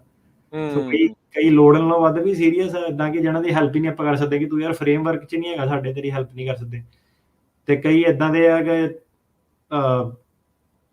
ਇੱਕ ਅੱਧਾ ਹੀ ਸੈਸ਼ਨ ਉਹਨਾਂ ਹੀਅਰਿੰਗ ਪ੍ਰੈਪ ਹੋਈ ਆ ਤੇ ਬੰਦਾ ਮਿਸਿੰਗ ਇਨ ਐਕਸ਼ਨ ਆ, ਕਦੀ ਟਰੱਕ ਦਾ ਜਿਹੜਾ ਲੈ ਕੇ ਗਿਆ ਹੋਇਆ, ਇੱਕ ਦਾ ਅਸਲੀ ਗੱਲ ਦੱਸ ਰਿਹਾ ਮੈਂ, ਆਪਣੇ ਵੱਲੋਂ ਨਹੀਂ ਬਣਾ ਰਿਹਾ। ਜੀ ਹੁਣੇ ਕਈ ਪਾਸ ਹੋਏ, ਬਾਅਦ ਮੈਂ ਕਹਿ ਵੀ ਦਿੰਦਾ, ਮਤਲਬ ਕੋਈ ਇਦਾਂ ਨਹੀਂ, ਮੈਂ ਕਹਿ ਵੀ ਦਿੰਦਾ ਕਿ ਯਾਰ ਤੂੰ ਗਲਤ ਕਰ ਰਿਹਾ ਆਪਣੇ ਆਪ ਨਾਲ, ਹਨਾ? ਪਤਾ ਸਾਰਿਆਂ ਨੂੰ। ਸੋ ਕਈਆਂ ਦਾ ਇਦਾਂ ਬਚ ਜਾਂਦੇ, ਸਰਕਾਰੀ ਵਕੀਲ ਸੌਖਾ ਆ ਜਾਂਦਾ, ਪਰ ਕਈ ਵਾਰੀ ਇਦਾਂ ਕਿ ਇਦਾਂ ਦੇ ਛੋਟੇ ਮਸਲਿਆਂ ਤੇ ਉਲਝਾਉਂਦੇ ਆ ਕਿ ਪੋਲੀਟੀਕਲ ਨੌਲੇਜ ਜਿੱਦਾਂ ਕਿੱਦਾਂ ਨਾ, ਤੇ ਬੰਦੇ ਨੂੰ ਰਾਜ ਸਭਾ ਲੋਕ ਸਭਾ ਦਾ ਨਹੀਂ ਪਤਾ, ਪੋਲੀਟੀਕਲ ਅਸਾਈਲਮ ਦਾ ਕੇਸ ਹੈ, ਸੀਟਾਂ ਕਾਹਦੀਆਂ ਸੀਗੀਆਂ, ਕਾਹਦੀਆਂ ਚੋਣਾਂ ਸੀਗੀਆਂ, ਕਿ ਰਾਜ ਸਭਾ ਦੇ ਵਿੱਚ ਲੋਕੀ ਕਿੱਦਾਂ ਇਲੈਕਟ ਹੁੰਦੇ ਆ। ਤੇ ਉਹਨੇ ਕਹਿਣਾ ਤੂੰ ਕਾਹਦਾ ਵੱਡਾ ਪੋਲੀਟੀਕਲ ਵਰਕਰ ਹੈ, ਤੈਨੂੰ ਇਹ ਨਹੀਂ ਪਤਾ ਕਿ ਦੋਨੋਂ ਸਟੇਟਾਂ ਦੇ ਵਿੱਚ ਕਿ ਰਾਜ ਸਭਾ ਲੋਕ ਸਭਾ ਦੀ ਇਲੈਕਸ਼ਨ ਦੇ ਵਿੱਚ ਕੀ ਫਰਕ ਆ, ਮਾਡਲ ਕੀ ਹੋਣਗੇ, ਕੀ ਪਾਵਰਾਂ ਕਿੱਦਾਂ। ਤੇ ਹੋਰ ਆਪਾਂ ਕਈ ਚੀਜ਼ਾਂ ਦੇਖਦੇ ਹਾਂ ਕਿ ਮੈਡੀਕਲ ਜਿਹੜੇ ਰੈਕੋਰਡ ਆ ਕਈ ਵਾਰੀ ਉਹਦੇ ਵਿੱਚ ਬੜੇ ਡਿਫੈਕਟ ਹੁੰਦੇ ਆ। ਉਹ ਪੁੱਛਦਾ ਕਿ ਇੱਕ ਬੰਦਾ ਉਹਦਾ ਕੇਸ ਆ ਜਿਹਦਾ ਫੈਸਲਾ ਨਹੀਂ ਆਇਆ, ਉਹਨੂੰ ਇਹ ਸਰਕਾਰੀ ਵਕੀਲ ਕਾਫੀ ਵਾਰੀ ਉਲਝਾਉਂਦੇ ਆ ਕਿ ਤੂੰ ਬੇਹੋਸ਼ ਤਾਂ ਨਹੀਂ ਹੋਇਆ ਸੀਗਾ। ਹੁਣ ਕਈ ਵਾਰੀ ਬੰਦਾ ਡਰ ਜਾਂਦਾ ਵਿਚਾਰਾ, ਉਹਨੂੰ ਲੱਗਦਾ ਕਿ ਪਤਾ ਨਹੀਂ ਕੀ ਪੁੱਛ ਲਿਆ, ਕਿ ਇਹਨੇ ਸ਼ਾਇਦ ਮੇਰਾ ਕੇਸ ਡਿਨਾਈ ਨਹੀਂ ਕਰ ਦੇਣਾ, ਕਿ ਉਹ ਨਹੀਂ ਵੀ ਬੇਹੋਸ਼ ਹੋਇਆ, ਉਹਨਾਂ ਨੇ ਕਹਿਣਾ ਹਾਂ ਯਾਰ ਮੇਰੀ ਹਾਲਤ ਏਦਾਂ ਹੈ, ਉਹਨੇ ਕਹਿਣਾ ਫਿਰ ਤੂੰ ਲਿਖਿਆ ਨਹੀਂ, ਹਨਾ? ਸੋ ਏਦਾਂ ਕਿ ਉਹਨਾਂ ਦੇ ਜਿਹੜੇ ਸਵਾਲ ਜਵਾਬ ਆ ਕਿ ਸਰਕਾਰੀ ਵਕੀਲ ਕੀ ਕਹਿ ਰਿਹਾ ਵਾ, ਉਹਨੂੰ ਤੁਸੀਂ ਏਦਾਂ ਨਹੀਂ ਕਿ ਉਹਨੇ ਕਿਹਾ ਕਿ ਤੂੰ ਬੇਹੋਸ਼ ਤਾਂ ਨਹੀਂ ਹੋਇਆ, ਤੁਹਾਨੂੰ ਆਪ ਪਤਾ ਹੋਣਾ ਚਾਹੀਦਾ ਕਿ ਮੈਂ ਹੋਇਆ ਕਿ ਨਹੀਂ ਹੋਇਆ। ਜੇ ਨਹੀਂ ਬੇਹੋਸ਼ ਹੋਇਆ ਤਾਂ ਕਹਿਣਾ ਨਹੀਂ ਮੈਂ ਨਹੀਂ ਹੋਇਆ, ਏਦਾਂ ਨਹੀਂ ਕਿ ਉਹਦੇ ਹਿਸਾਬ ਨਾਲ ਕਈ ਵਾਰੀ ਉਲਝਾ ਲੈਂਦੇ ਬੰਦੇ ਨੂੰ ਫਾਲਤੂ ਦੇ ਵਿੱਚ। ਤੇ ਅੱਜ ਜਿੱਦਾਂ ਸਵਾਲ ਜਵਾਬ ਸੀਗਾ, ਜੱਜ ਨੇ ਉਹੀ ਕਿ ਬੰਦੇ ਨੇ ਦੱਸਿਆ ਕਿ ਮੇਰਾ ਰੋਲ ਇਹ ਸੀਗਾ ਨਾ ਮੋਟੇ ਤੌਰ ਤੇ, ਕਿ ਮੇਰਾ ਕੈਂਪ ਦੇ ਵਿੱਚ, ਮੈਡੀਕਲ ਕੈਂਪ ਦੇ ਵਿੱਚ ਆਹ ਰੋਲ ਸੀਗਾ। ਤੇ ਉਹਨੇ ਅੱਗੋਂ ਦੀ ਡਿਟੇਲ ਦੇ ਵਿੱਚ ਕਿ ਨਹੀਂ ਤੈਨੂੰ ਇਹ ਨਹੀਂ ਕਿ ਤੇਰੇ ਪਾਰਟੀ ਦਾ ਕੀ ਰੋਲ ਆ, ਤੇਰੇ ਇਕੱਲੇ ਦੇ ਰੋਲ ਦੀ ਗੱਲ ਹੋ ਰਹੀ ਹੈ ਕਿ ਤੂੰ ਕੀ ਕੀਤਾ ਉਹਦੇ ਵਿੱਚ, ਤੇਰਾ ਰੋਲ ਕੀ ਸੀਗਾ, ਕਿ ਮੈਂ ਕੁਰਸੀਆਂ ਸੈੱਟ ਕੀਤੀਆਂ, ਕਿ ਮੈਂ ਲੋਕਾਂ ਨੂੰ ਖਾਣਾ ਖਿਲਾਇਆ, ਕਿ ਮੈਂ ਲੋਕਾਂ ਨੂੰ ਲੈ ਕੇ ਆਇਆ, ਕਿ ਮੈਂ ਉਹਨਾਂ ਦੀ ਐਨਰੋਲਮੈਂਟ ਜਿਹੜੀ ਆ ਉਹ ਵਧਾਈ, ਤੇ ਉਹ ਜਿਹੜੇ ਕਿ ਗਰੀਬ ਕੁੜੀਆਂ ਦਾ ਵਿਆਹ ਕੀਤਾ। ਫਿਰ ਇਹ ਹੈ ਕਿ ਤੂੰ ਕੀ ਕੀਤਾ ਵਿੱਚ, ਤੇਰਾ ਕੀ ਰੋਲ ਸੀਗਾ, ਲੰਗਰ ਦੀ ਸੇਵਾ ਕੀਤੀ, ਕਿ ਗਰੀਬ ਕੁੜੀਆਂ ਨੂੰ ਆਇਡੈਂਟੀਫਾਈ ਕੀਤਾ, ਤੇਰਾ ਆਪਣਾ ਪਾਰਟਿਕੂਲਰ ਰੋਲ ਕੀ ਹੈ। ਸੋ ਇਹ ਜਿਹੜੇ ਸਾਰੇ ਸਵਾਲ ਆ, ਕੋਈ ਜੱਜ ਨੇ ਇਦਾਂ ਨਹੀਂ ਕਿ ਰੋਲ ਦੇਖ ਕੇ ਤੁਹਾਡਾ ਉਹਨੇ ਕੇਸ ਅਪਰੂਵ ਕਰਨਾ। ਸੋ ਇਹ ਸਾਰਾ ਜਿਹੜਾ ਪ੍ਰੋਗਰਾਮ ਆ ਸਾਰੇ ਕਾਸੇ ਦਾ ਹੁਣ ਦੱਸਣ ਦਾ ਮਕਸਦ ਕੀ ਹੈ ਕਿ ਜਦੋਂ ਤੁਸੀਂ ਲੌਂਗ ਰਨ 'ਚ ਸੁਣਦੇ ਆ ਸਾਰਾ ਕੁਛ, ਰਾਈਟ, ਤੁਹਾਡੇ ਇੱਕ ਖਾਨੇ ਇੱਕ ਆਹ ਚੀਜ਼ ਪੈਣੀ ਚਾਹੀਦੀ ਹੈ ਕਿ ਜਿਹੜਾ ਅਦਾਲਤ ਆ ਉਹ ਇਹ ਕੁਐਸਚਨ ਕਿਉਂ ਪੁੱਛ ਰਹੀ ਹੈ ਮੇਰੇ ਤੋਂ, ਇਹਦਾ ਮਕਸਦ ਕੀ ਹੈਗਾ, ਕਿ ਰੋਲ ਤੋਂ ਇਹ ਜਾਣਨਾ ਚਾਹੁੰਦੀ ਹੈ ਕਿ ਤੁਸੀਂ ਹਾਈ ਲੈਵਲ ਦੇ ਸੀਗੇ ਕਿ ਤੁਸੀਂ ਲੋ ਲੈਵਲ ਦੇ ਸੀਗੇ, ਕਿ ਕਿਉਂ ਤੁਹਾਨੂੰ ਲੱਭ ਰਹੇ ਆ, ਅਜੇ ਵੀ ਕਿਉਂ ਲੱਭੋਗੇ? ਹੂੰ, ਹੂੰ, ਹੂੰ, ਤੇ ਹੂੰ। ਲਾਲਚ ਹੁੰਦਾ ਕੀ ਹੈ ਕਿ ਉਹਨੇ ਰੋਲ ਬੰਦੇ ਨੂੰ ਦੱਸਤਾ, ਫਿਰ ਉਹਨੇ ਕਹਿਣਾ ਤੇਰਾ ਅਹੁਦਾ ਕੀ ਸੀਗਾ? ਅਹੁਦਾ ਛੋਟਾ ਜਿਹਾ ਵਰਕਰ ਦਾ, ਤੇ ਹੋਰ ਠੀਕ ਹੈ, ਕਿੰਨਾ ਹੋਰ 40-50 ਹਜ਼ਾਰ ਵਰਕਰ ਆ ਜੀ। ਫਿਰ ਉਹਨੇ ਕਿਹਾ ਤੈਨੂੰ ਹੁਣ ਕਿਉਂ ਲੱਭ ਰਿਹਾ? ਉਹ ਜੀ ਉਹਨਾਂ ਨੂੰ ਬਸ ਮੇਰੇ ਤੋਂ ਪ੍ਰੋਬਲਮ ਆ। ਸੋ ਇਹ ਆ ਕਿ ਜਦੋਂ ਜੱਜ ਸਾਰੇ ਸਵਾਲ ਤੁਹਾਡੇ ਕੋਲ ਬਾਰ-ਬਾਰ ਉਹਦੇ ਰਿਲੇਟਡ ਪੁੱਛਦਾ ਕਿ ਤੁਹਾਡੀ ਗਤੀਵਿਧੀਆਂ ਕੀ ਆ, ਤੁਹਾਡਾ ਅਹੁਦਾ ਕੀ ਆ, ਤੁਸੀਂ ਹੁਣ ਕਿਉਂ ਕਰ ਰਹੇ ਆ, ਤੁਹਾਨੂੰ ਹੁਣ ਵੀ ਕਿਉਂ ਲੱਭ ਰਹੇ ਆ? ਉਹ ਇਹ ਦੇਖਣਾ ਚਾਹੁੰਦੇ ਆ ਕਿ ਇਹ ਬੰਦਾ ਵਾਕਈ ਉਸ ਲੈਵਲ ਦਾ ਸੀਗਾ ਕਿ ਇਹਨੂੰ ਕੋਈ ਹੁਣ ਵੀ ਲੱਭ ਰਿਹਾ, ਕਿ ਠੀਕ ਹੈ। ਇਹਦਾ ਹੀ ਖਤਰਾ ਸੀਗਾ ਕਿ ਇਹ ਛੋਟੀ-ਮੋਟੇ ਕੰਮ ਕਰਦਾ ਸੀਗਾ। ਸਾਰਿਆਂ ਦਾ ਉਹੀ ਸਾਫ਼-ਸਫ਼ਾਈ ਦਾ ਕੀਤਾ, ਮੈਂ ਕੁਰਸੀਆਂ ਲਾਈਆਂ, ਮੈਂ ਉਹ ਭਾਈ ਕਿਸੇ ਨੂੰ ਸਾਫ਼-ਸਫ਼ਾਈ ਦੇ ਬੇਸ ਤੇ ਕਿਸੇ ਨੂੰ ਅਸਾਈਲਮ ਨਹੀਂ ਮਿਲਣਾ ਅਮਰੀਕਾ ਦੇ ਵਿੱਚ। ਸਾਫ਼-ਸਫ਼ਾਈ ਇੱਕ ਤੁਹਾਡਾ ਸੋਸ਼ਲ ਵੈਲਫੇਅਰ ਤੁਹਾਡੀਆਂ ਐਕਟੀਵਿਟੀ ਹੈਗੀਆਂ, ਉਹਨਾਂ ਕਿਸੇ ਨੂੰ ਕੋਈ ਪ੍ਰੋਬਲਮ ਨਹੀਂ ਹੈਗੀ। ਕਿਸੇ ਵੀ ਪਾਰਟੀ ਨੂੰ, ਕਿਸੇ ਵੀ ਦੇਸ਼ ਦੇ ਵਿੱਚ ਸਾਫ਼-ਸਫ਼ਾਈ ਦੇ ਨਾਲ ਕੋਈ ਪ੍ਰੋਬਲਮ ਨਹੀਂ ਹੈਗੀ। ਜਦੋਂ ਜੱਜ ਪੁੱਛਦਾ ਕਿ ਫਿਰ ਤੈਨੂੰ ਕਿਉਂ ਟੰਗਦੇ ਸੀ, ਕਿਉਂ ਲੱਭਦੇ ਸੀ?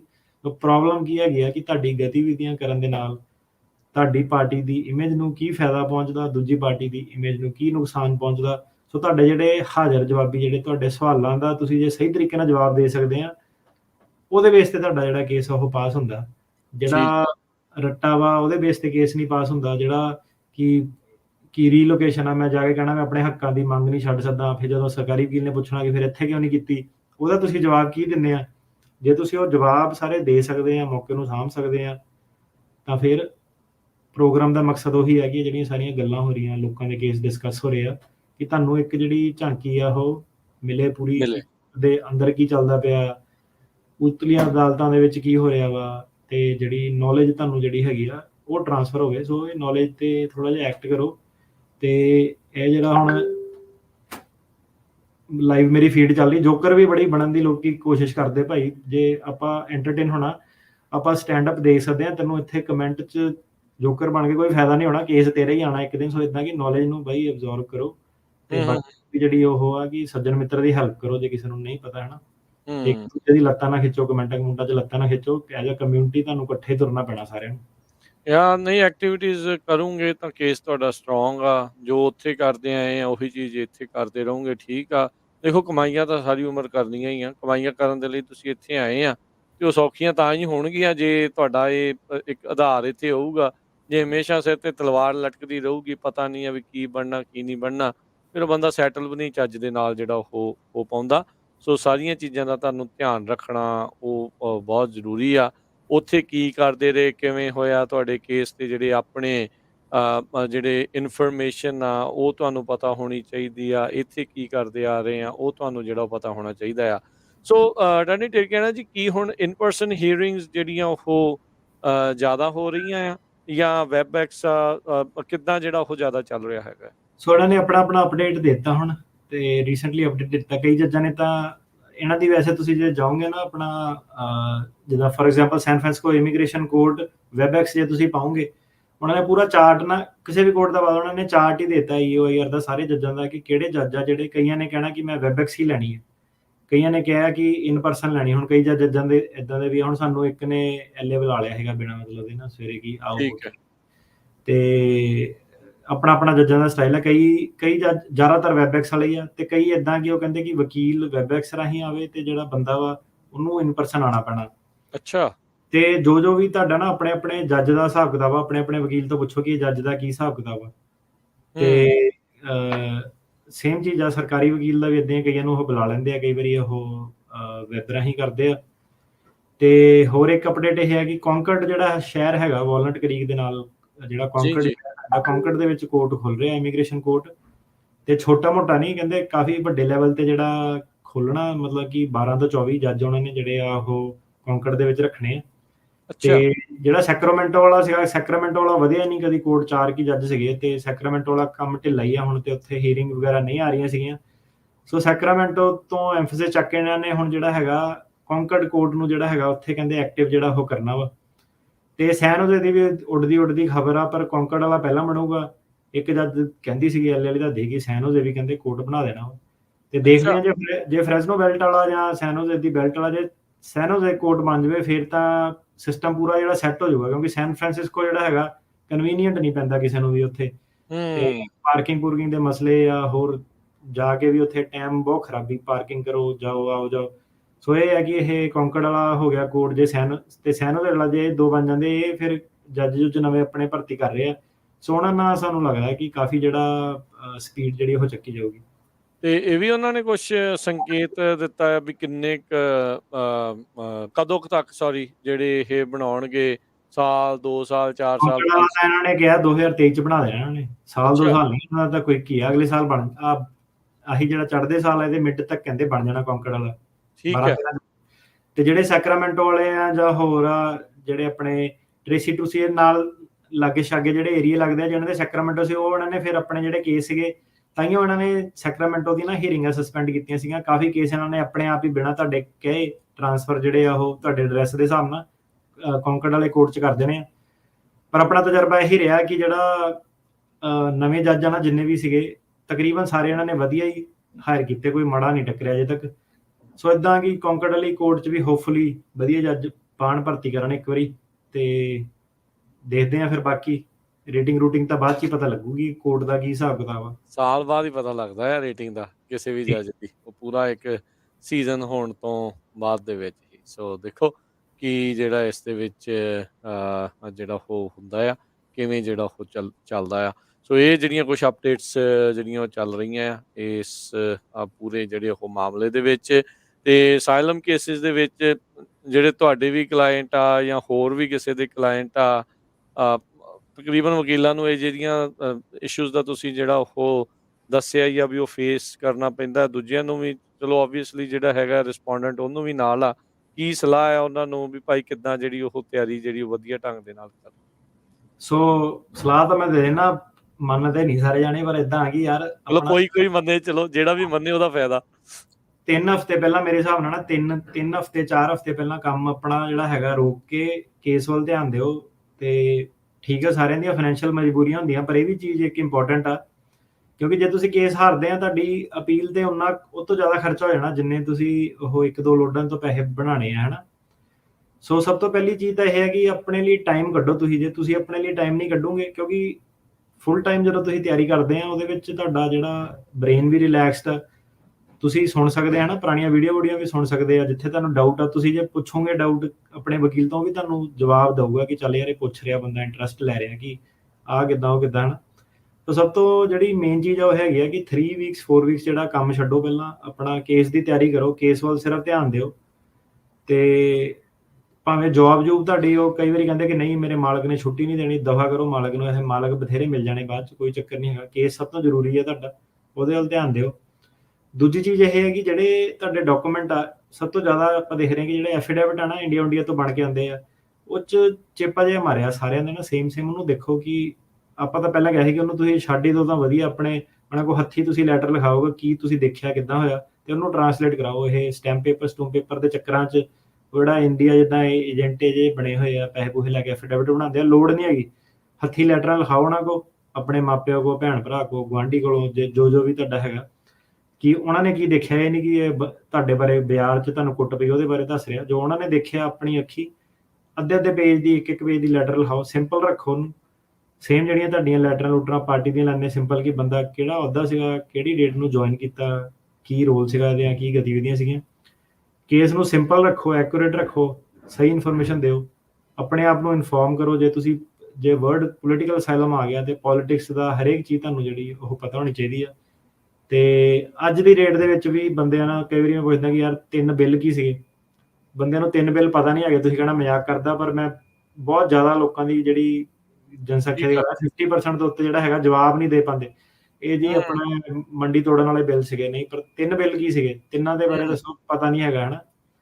ਤੇ ਜੋ ਵੀ ਆ, ਜਿੰਨੀ ਵੀ ਆਡੀਅנס ਸੁਣ ਵੀ ਰਹੀ ਹੈ, ਇਹਨਾਂ ਚੋਂ ਵੀ ਭਾਵੇਂ ਪੋਲ ਕਰਾ ਲਓ ਕਿ ਕਿੰਨੇ ਆਏ, 300-400 ਜਾਣਾ ਸੁਣ ਰਿਹਾ, ਗਰੰਟੀ ਦਿੰਦਾ ਕਿ 200 ਤੋਂ ਵੱਧ ਬੰਦੇ ਦੱਸ ਨਹੀਂ ਸਕਦੇ ਕਿ 3 ਬਿੱਲ ਤਿੰਨਾਂ ਦੇ ਵਿੱਚ ਹੈ ਕੀ ਸੀਗਾ, ਕਿ ਅਲੱਗ-ਅਲੱਗ ਪ੍ਰੋਵੀਜ਼ਨਾਂ ਕੀ ਹੈਗੀਆਂ।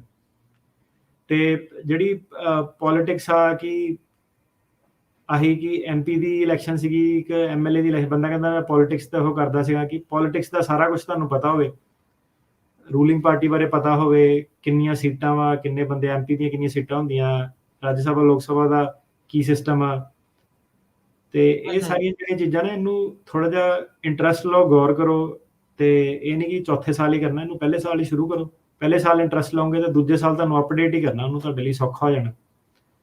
ਤੇ ਆਹੀ ਬਸ ਠੀਕ ਹੈ। ਸਲਾਹ ਹੈ ਕਿ ਆਪਣੇ ਲਈ ਟਾਈਮ ਆਪ ਕੱਢੋ, ਤਾਂ ਕਿ ਫਿਰ ਹੂੰ। ਤੁਸੀਂ ਆਪਣੇ ਲਈ ਟਾਈਮ ਕੱਢੋਗੇ ਤਾਂ ਤੁਹਾਡੇ ਕੇਸ ਦੀ ਤਿਆਰੀ ਤੁਹਾਡੇ ਤੋਂ ਵਧੀਆ ਤਾਂ ਕੋਈ ਨਹੀਂ ਕਰ ਸਕਦਾ ਹੋਰ ਰੇਟ। ਹੁਣ ਵਕੀਲ ਨੇ ਕੁਛ ਘੋਟ ਕੇ ਤਾਂ ਪਲਾ ਨਹੀਂ ਦੇਣਾ ਕਿਸੇ ਨੂੰ। ਯਾ ਸੋ ਬਿਲਕੁਲ। ਸੋ ਇਹ ਸਾਰੀਆਂ ਚੀਜ਼ਾਂ ਜਿਹੜੀਆਂ ਸੀਗੀਆਂ, ਸੋ ਇੱਕ ਵਾਰੀ ਫਿਰ ਦੱਸ ਦਈਏ, ਅੱਜ ਕਾਲਸ ਜਿਹੜੀਆਂ ਆਪਾਂ ਤੁਹਾਡੀਆਂ ਨਹੀਂ ਲੈ ਸਕਦੇ, ਨਹੀਂ ਲਵਾਂਗੇ, ਤੇ ਆਉਂਦੇ ਚੜ੍ਹਦੇ ਸਾਲ ਦੇ ਵਿੱਚ ਦੁਬਾਰਾ ਕਾਲਸ ਦਾ ਸਿਲਸਿਲਾ ਜਿਹੜਾ ਉਹ ਸ਼ੁਰੂ ਕਰਾਂਗੇ। ਤੇ ਸਮਾਂ ਵੀ ਆਪਣੇ ਪ੍ਰੋਗਰਾਮ ਦਾ ਹੁਣ ਇੱਥੇ ਹੀ ਆਪਾਂ ਸਮਾਪਤ ਕਰਦੇ ਹਾਂ। ਤੇ ਸਾਰਿਆਂ ਨੂੰ ਹੀ ਹੌਲੀਡੇਜ਼ ਦੀਆਂ ਜਿਹੜੀਆਂ ਜੀ ਆਪਾਂ ਤੁਹਾਨੂੰ ਵਧਾਈਆਂ ਵੀ ਜਿਹੜੀਆਂ ਉਹ ਦਿੰਦੇ ਆ।